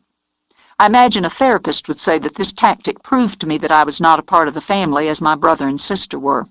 I was the outsider who on one hand reveled in my independence of them and on the other wanted desperately to be part of the picture. I went to my room as if that's where I wanted to be in the first place. I was determined they would think so and not suspect that I was as mortified as I was angry. A small hill of peas was more important than I was. I laid on the bed, stared at the ceiling, and surrounded myself with resentment. One day, I thought, one day I would be free to do as I liked, when I liked. No one would stop me, least of all the family who so easily dismissed me. I would be rich and famous and beautiful. I had no clear idea how I would accomplish these things, but they were my goal. I saw money and glory and beauty as a kind of prize I would win, while the rest of them stayed steeped in the traditions and the restrictions of Beau Rêve. I considered running away, perhaps landing on my Aunt Rosie's doorstep. That I knew would hit my mother where she lived, as she considered her sister Rosie nothing more than an embarrassment, somewhat like me. But I didn't want to leave. I wanted them to love me, and that urgent and frustrated desire was my prison. Later on, I heard my mother's music. She would have been in her sitting room writing letters, answering invitations, planning the next day's menus, schedules, and whatever else she did as mistress of the house. My father would have been in his tower office, seeing to the business of the farm and having a quiet glass of bourbon. Lila snuck me in some supper, minus the peas. She didn't coax and cuddle, but simply by that one small act stroked me. Bless her, she's always been there, steady as a rock and warm as toast. I ate because she'd brought it to me and because it was a rebellion both of us shared in secret. After, I lay there as the room grew dark. I imagined Mama brushing Hope's hair as she did every night after bath time. She would have brushed mine as well, to be fair, but I wouldn't sit still for it. She would have gone up to Papa after, Hope would, to say good night. And all the while she was doing what was expected of her, she was planning her own secret rebellion. I heard her walk down the hallway and pause at my room. It does no good to wish, but I wish I had gotten up, opened the door, and browbeat her into coming in to keep me company. It might have made a difference. She would have felt sorry for me, and she might have told me what she was going to do. In my state of mind, I might have gone along with her just to thumb my nose at Mama. She wouldn't have been alone. But I stayed grimly stubborn in my bed and listened to her walk away. I didn't know she left the house. I might have looked out my window any time and seen her, but I didn't. Instead, I scowled into the dark until I slept. And while I slept, she died.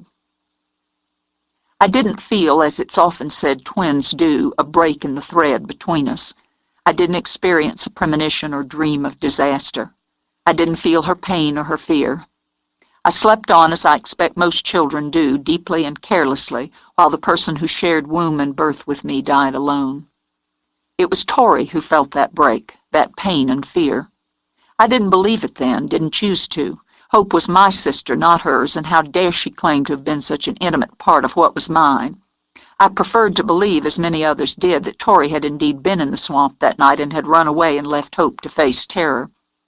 I believed this even though I saw her the next morning. She came limping down our lane early in the morning.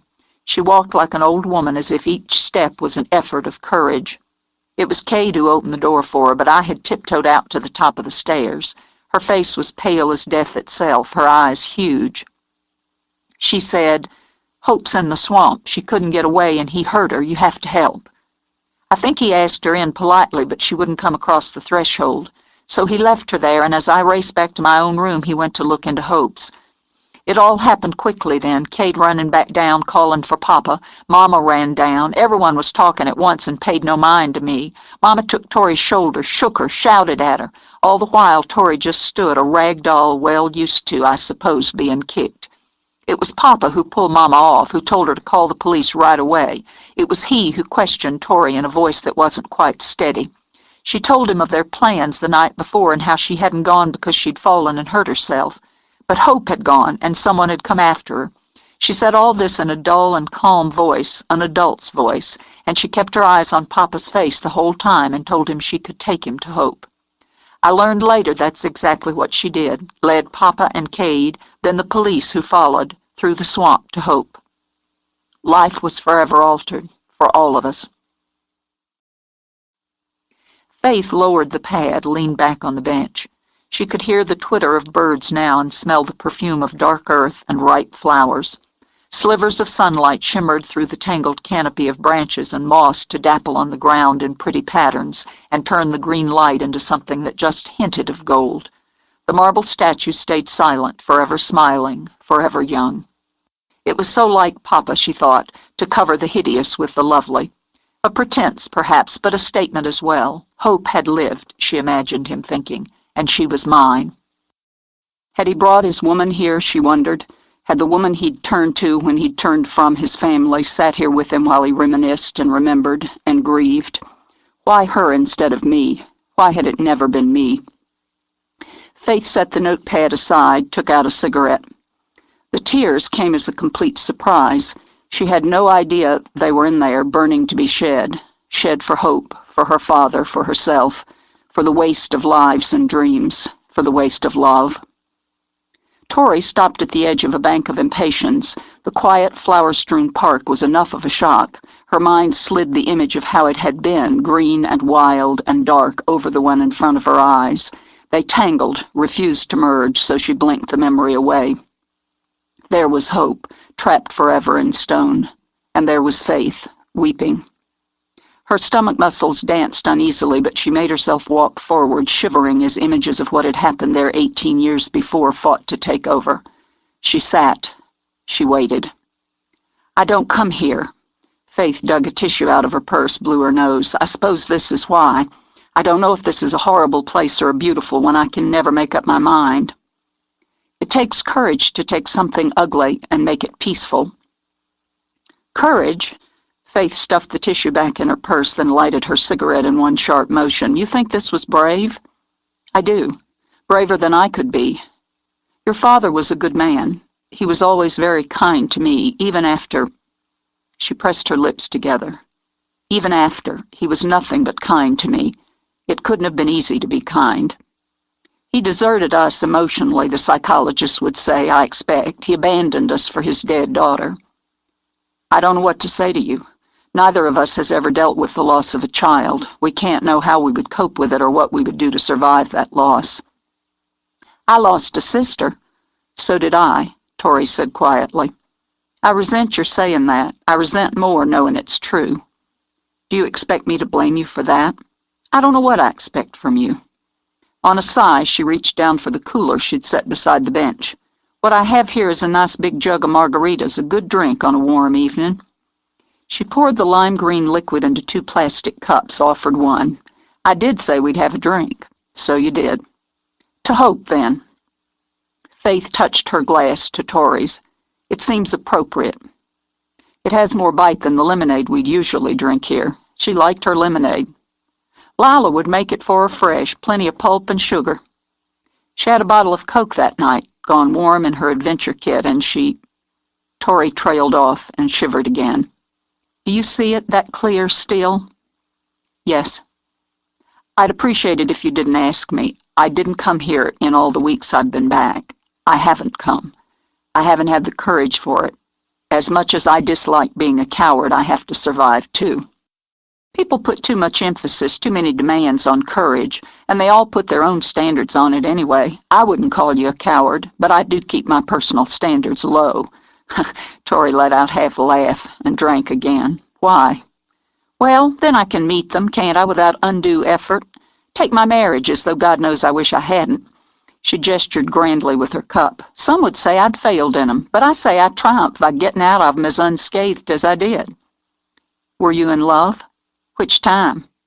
Either, both. Neither. I was in heavy lust the first time around. God Almighty, that boy could fuck like a rabbit. As sex has been for some time a priority pleasure for me, he certainly fulfilled that part of the bargain. He was dangerously handsome, full of charm and fast talk, and a complete asshole. She toasted him absently, almost affectionately. However, he fit the bill of being exactly what my mother despised. How could I not marry him? You could have just had sex. I did, but then marriage was a real slap in her face. Take this, Mama." Faith tipped her head back and laughed. Christ, what an idiot. Now, the second time it was more impulse. Well, and there was that sex angle again. It was still perfectly inappropriate, as he was much too old for me and married when we began our affair. I suppose that one was a little shot at my father. You enjoyed adultery, well, so can I. Now, an illicit affair is one thing, but marriage to a philanderer is another. I believe he was faithful enough for the first little while, but my God, I was bored. And then I suppose he was just as bored and thought he'd follow his song lyrics by cheating on me, drinking himself blind. He'd made a bit of a mark in the music scene. The first time he decided to take a swing at me, I swung harder, then I walked. I got a nice chunk of money out of the divorce, and earned every penny. She and Hope had sat here, Tori thought, and talked about things they'd done, wanted to do. Simpler things, childhood things, but no less vital, no less intimate than what Faith spoke of now. Why Wade? I don't know. Faith let out a breath, sipped from her plastic glass. That's the puzzle, and the worry. It's not for gain or spite. He's pretty to look at, and we do have amazing sex, but the town vet, that was never in my plans. Now he has to complicate everything by being in love with me. I'll ruin his life. She chugged the margarita, poured a second. I'm bound to. That would be his problem. Struck, Faith turned her head and stared.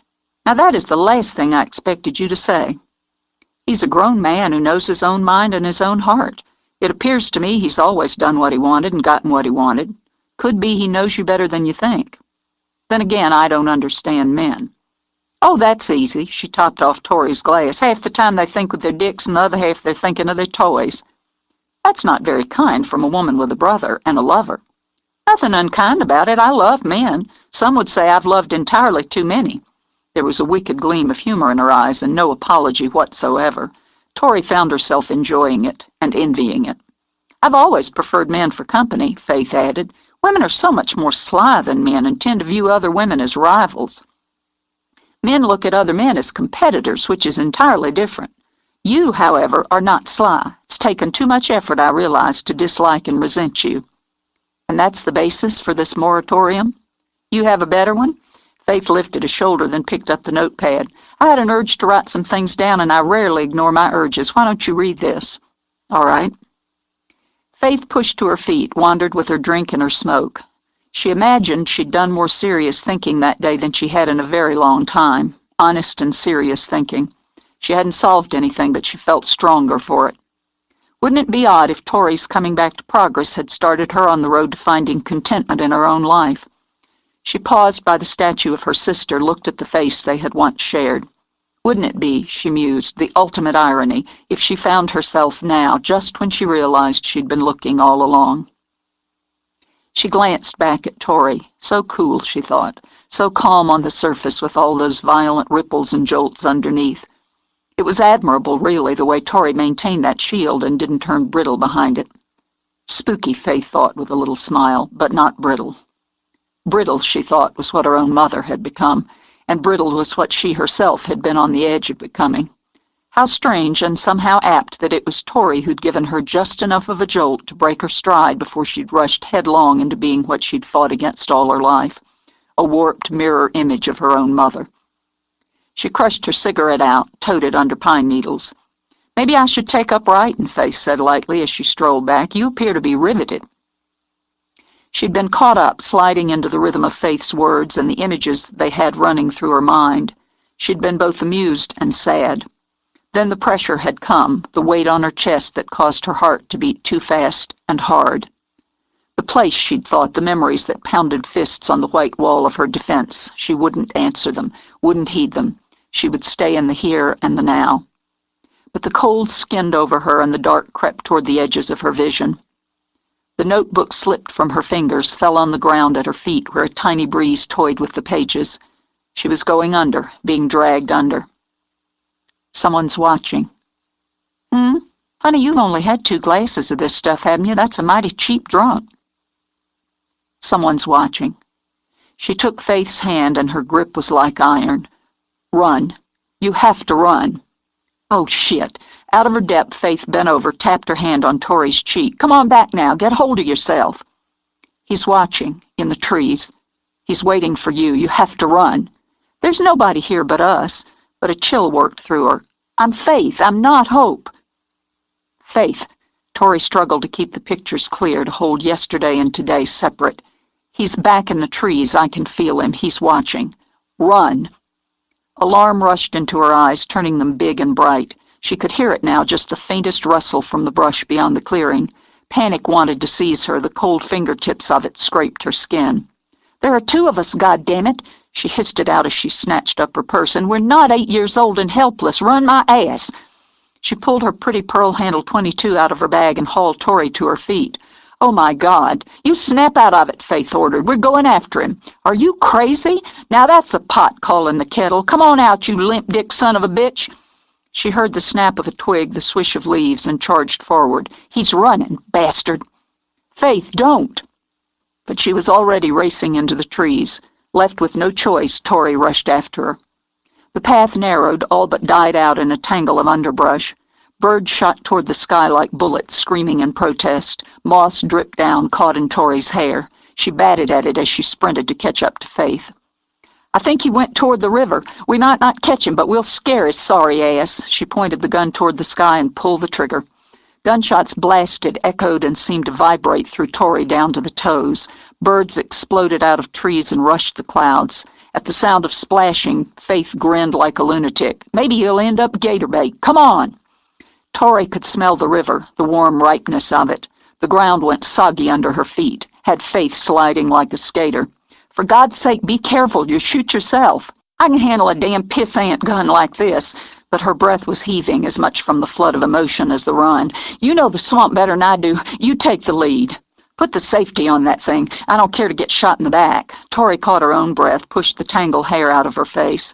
We can cut this way, toward the river, save time. Watch for snakes. God, I knew there was a reason I hated this place. The first rush of adrenaline was gone, and in its place was an innate disgust for anything that crawled or skittered. But Tori was pushing ahead, and pride left her no choice but to follow through. What was it about this place that appealed to you and Hope?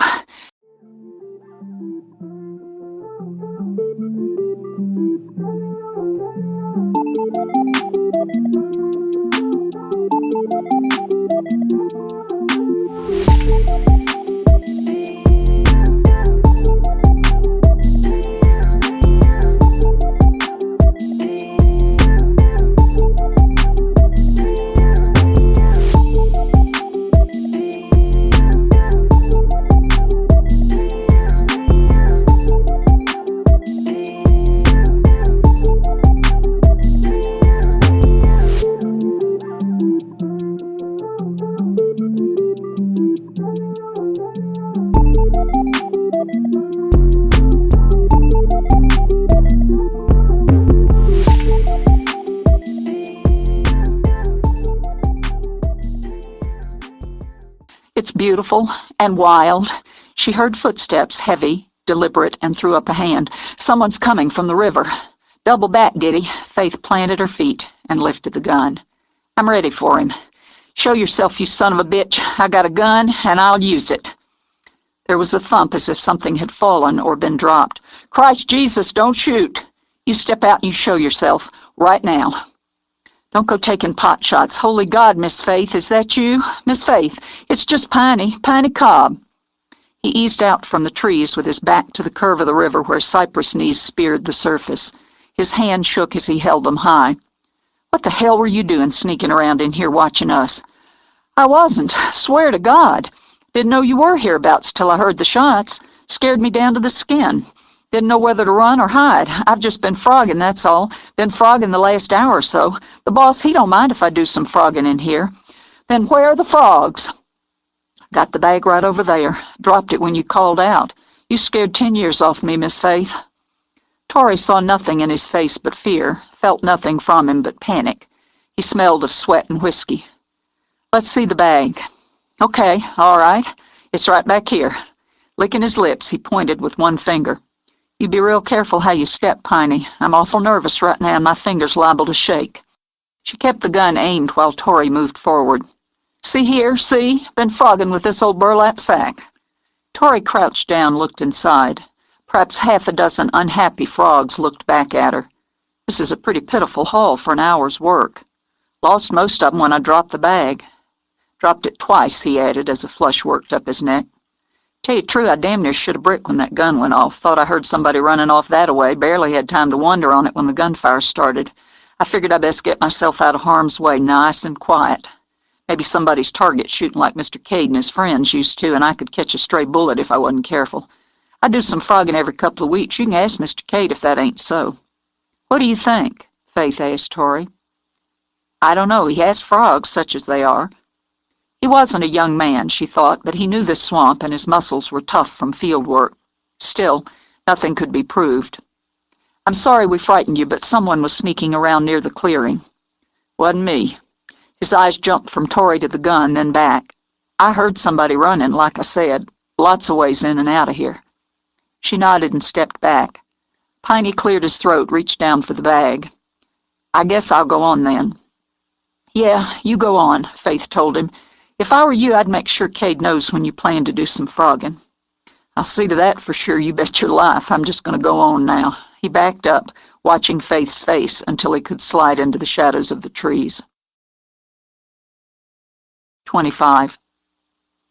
For close on to 35 years, J.R. and Carl D. fished on Sunday afternoons. It hadn't started as a tradition, and even now both men would have been annoyed and embarrassed to have called it one. It was simply a way to relax and pass the time. After J.R.'s father died and his mother went to work, it had been Carl D.'s mother Iris had paid to watch Sarah Beth after school and on Saturdays, and it had been an unspoken agreement between the women that she would run herd on J.R. as well.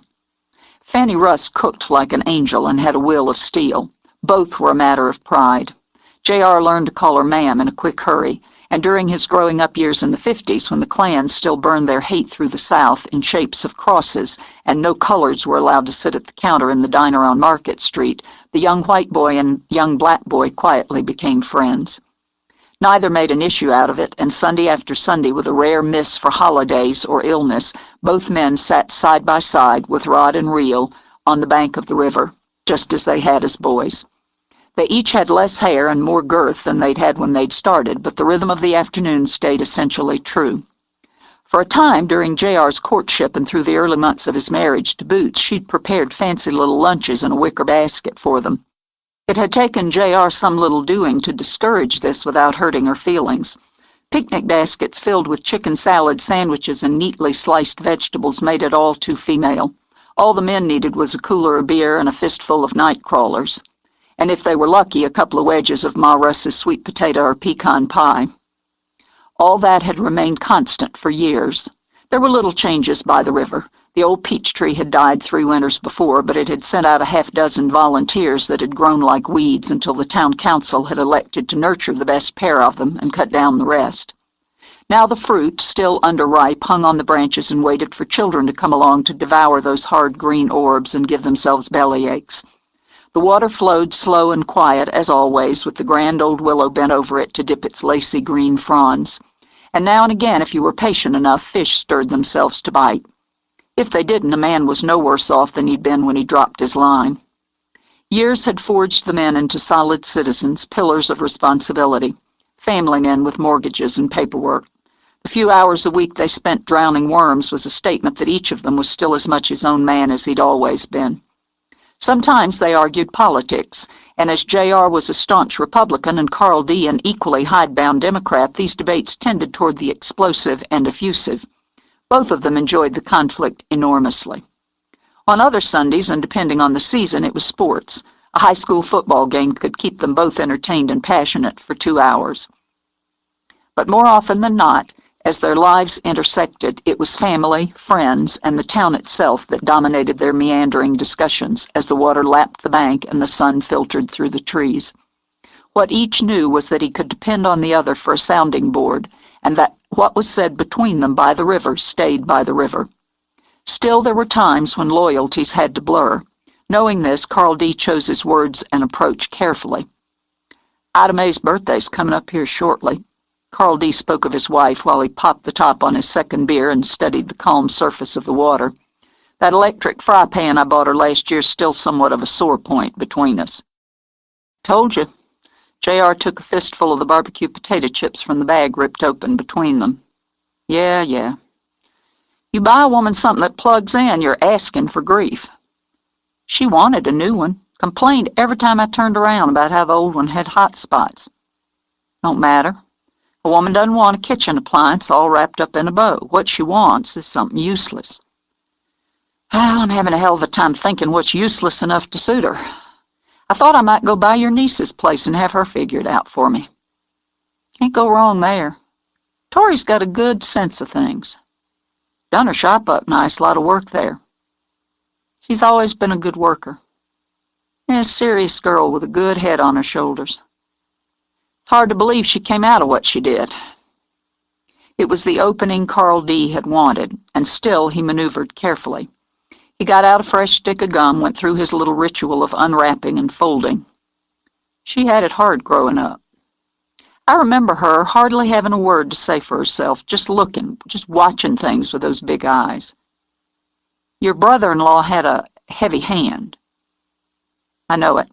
J.R.'s mouth tightened. I wish I'd known more back then. Don't know as it would have made much difference, but I wish I'd known how it was. Well, you know now. We're looking for him, J.R., on that business back in Hartsville. I'd like to see you find him, too, give him some of what he's got coming. My sister, well, her life's gone to hell either way, but putting him behind bars might give Tori a better night's sleep. I'm some relieved to hear you say so, J.R., and the fact is I got worse than that going on here, the kind of worse that might spill over on you some. What are you talking about? What happened to Sherry Bellows?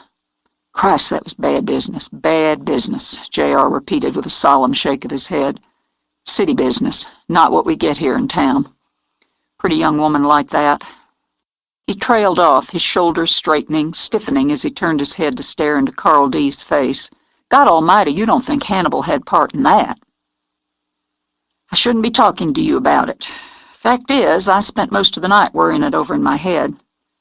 Officially, I should keep this to myself, but I'm not going to. Can't. Right now, J.R., your brother-in-law isn't just top of the list of suspects on this. He's the only suspect. J.R. pushed to his feet. He paced along the edge of the river, looked across its narrow curve. It was quiet, with just the absent chattering of a few busy birds. He had to listen hard to catch even the murmur of traffic from town. He had to want to hear it to make the connection between this solitary spot with its tall wet grass and lazy water and the lives and business of progress. I can't get my mind around that, Carl D. Hannibal, he's a bully and a bastard. I can't think of one good thing to say about him, but killing that girl, for God's sake, killing her. No, I can't get my mind around that. He's got a history of roughing up women. I know that. I know it. I'm not making excuses here, but there's a wide road between rough handling and murder. The road narrows after a while, especially if there's cause. What cause would he have had? J.R. strode back, crouched down until their eyes were level. He didn't even know that girl. Met her in Eunice's shop the day she was killed. Met her, spoke with her, and as far as he knew, she and Tori were the only ones knew he was around. There's more, he said when J.R. shook his head. You're not going to like it. I'm sorrier than I can say your family's brought into this, but I got a duty and I can't let being sorry stop me. I wouldn't ask you, but I think you're looking in the wrong direction, that's all. He sat again. I have to think that. I can't say I wasn't glancing that way to start, but it was Tori who turned me straight on to him. Tori. I took her back to the scene with me. The scene? J.R.'s eyes went blank, then filled with shock. The murder scene? Jesus, Carl D. Jesus Christ, why'd you do that? Why would you put her through something like that? I got a girl about the same age as my own Ella who went through something a hell of a lot worse. I got a duty to her, J.R., and I'll use whatever I can to see that through. Tori's not a part of this. You're wrong. She's hitched into it tight. Now you just listen a damn minute before you go kicking at me. I took her back there, and I'm sorry for how it was hard on her, but I'd do it again. She knew things she couldn't have known, saw how it had been like she'd been right there while it was going on. I've heard about things like that, wondered on them, but never seen it before. It's not something I'll ever forget. She ought to be left alone. You had no business using her that way. You didn't see that girl, J.R. I hope to God you never see anything like what was done to her. But if you did, you wouldn't tell me I had no business using anything that put that right again. It's the second time I've seen that kind of thing done. If we'd paid attention to Tori the first time, it might not have happened again. What the hell are you talking about? We've never had a woman raped and murdered in progress. No, first time it was a child. He saw J.R.'s eyes widen and the blood drain from his face. First time it wasn't in town. But Tori was there, just like she was here now, and when she tells me the same person killed Sherry Bellows who killed little Hope Lavelle, I'm going to believe her. The spit dried up in J.R.'s mouth. Some vagrant killed Hope Lavelle. That's what the report said. That's what everyone wanted to believe. That's what Chief Tate believed, and I can't say he was wrong to. But I'm not going to say the same, and I can't believe the same anymore. I'm not going to try to hang this one on some passerby. There've been others, too. Tori knows about them. The FBI knows about them, and they're coming here. They'll go after him, J.R., and they're going to talk to Tori, to her mama, to your sister, and to you. Hannibal Bodine. J.R. laid his head in his hands. This'll kill Sarah Beth. It'll kill her. He dropped his hands. He'll go back there. That's where he'll go. Holy God, Carl D., he'll go to Sari, and I've talked to the sheriff up there. He's got a man watching the place, keeping an eye on your sister. I got to go up there myself, make her come back here. I expect if it was my sister, I'd do the same. I'll go along with you, help smooth it out with the cops there. I can handle it. I reckon you can. Carl D. nodded as he began packing up. He heard the anger, the resentment. He'd expected both, just as he expected what he'd done and what he would do was bound to do some damage to a lifelong friendship. There was nothing to do but wait and see how much could be mended again. I reckon you can, J.R., he said again, but I'm going just the same. I need to talk to your sister, and I'd like to do it before the federal boys get here and snatch the whole goddamn business away from me. Are you going as a cop or as a friend of mine? I'm both. Been your friend a lot longer, but I'm both. He shouldered his rod and met J.R.'s eyes. Plan to keep being both. If it's all the same to you, we'll take my car and make better time. It was a struggle, but J.R. bit back words he knew would hang ugly between them. He managed a thin, humorless smile. We'll make better yet if you put on the siren and drive like a man instead of an old lady. Relief eased some of the weight from Carl D.'s heart. I might could do that, part of the way. Cade was working hard to control his own temper, to watch his own words. Every time he thought about what a foolish, reckless risk his sister and Tori had taken the evening before, fury stormed inside him. Lectures, threats, recriminations would have released some of his tension and would have gotten him nowhere. He wasn't a man who indulged himself in idle directions. He knew exactly where he wanted to go and simply had to choose the best route for getting there. Speed wasn't a priority, so he bided his time. He hadn't indulged in a lazy Sunday morning for quite a while. The best way to begin one, in his opinion, was to keep Tori in bed as long as possible.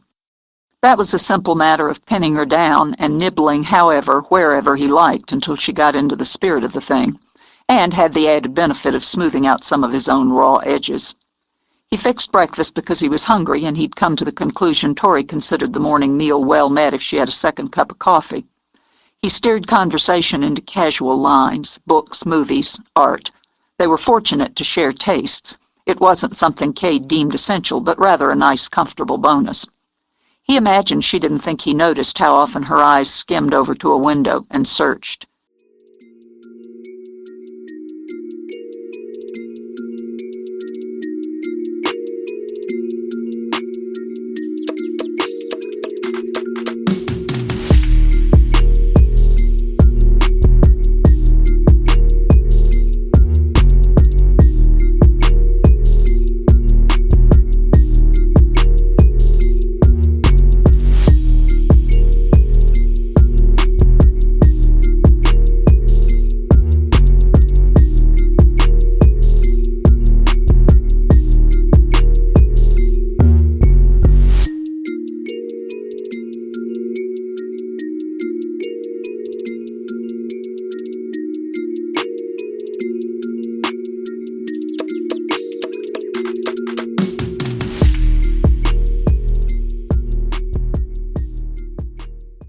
There was nothing he didn't notice. The nervous hands she tried to keep busy, the way she would stop, go still, as if straining to hear some change in the rhythm of sound outside, the way she jumped when he let the screen door bang when he came out to join her as she tended her flowers. How many times in his life had he come across his mother working in her garden, he wondered. He was just as unable to judge the direction of her thoughts as she weeded and plucked. How tidy, he mused, how precise both women were about the chore, kneeling, wearing hat and gloves as they worked the bed, filling a basket with ruthlessly pulled weeds and spent blossoms, and how furious both would be if he voiced the comparison. Throughout the morning, Tori's voice, her face, stayed utterly calm, and that alone infuriated him. She wouldn't share her nerves with him, still kept part of herself closed off and separate. His mother, he thought again as he loitered on the porch and studied Tori's bent head, had kept part of herself closed off and separate. He could do nothing, had never been able to do anything to reach his mother. He would damn well reach Tori. "Come on, take a ride with me." "A ride?" He pulled her to her feet. "I've got some things I need to see to. Come along with me."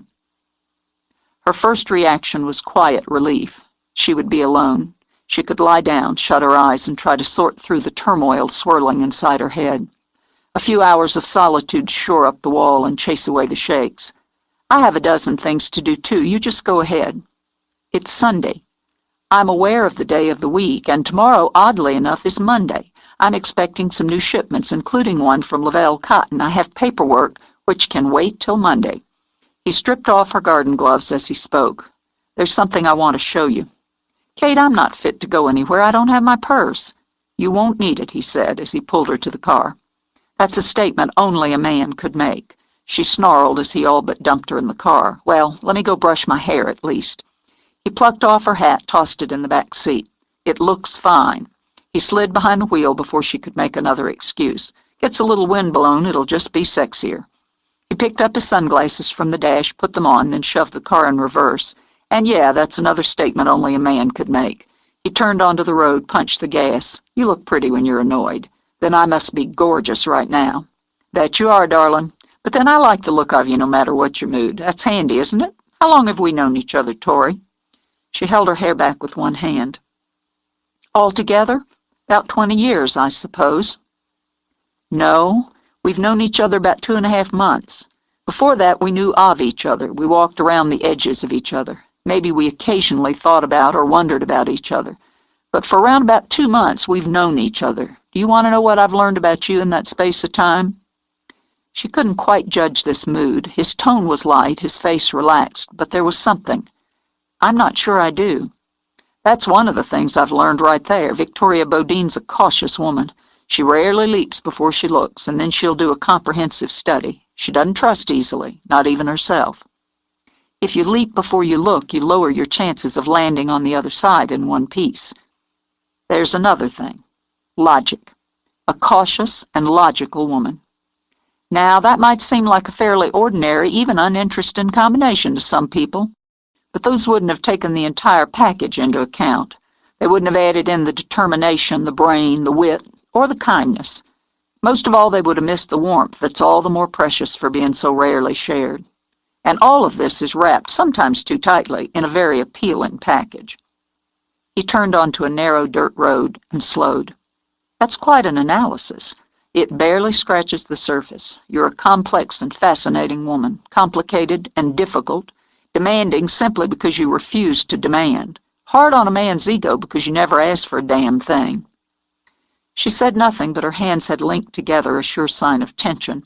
She'd heard the anger now, just the rougher edge of it in his voice. "We'll walk from here." He stopped the car and climbed out. On either side, the fields spread with row after row of cotton marching like soldiers. She could smell earth and manure and heat, all ripe and sweet and strong. They must have cultivated recently, she mused, turned the weeds into the earth. Puzzled, unsure what needed to be done here or why they had come, she followed him down the rows while the young plants brushed her legs and reminded her of childhood. "We haven't had a lot of rain," Cade said. "Enough, but not a lot. We don't need as much irrigation as the other farms. The soil holds more water when it isn't full of chemicals. Treat it like a natural thing and it thrives like one. Insist on changing it, force it to live up to your expectations, and it needs more and more just to get by. Couple of months, the bowls will open. He crouched down, removing his sunglasses and hooking them on his shirt before he lifted a tightly closed bowl with a fingertip.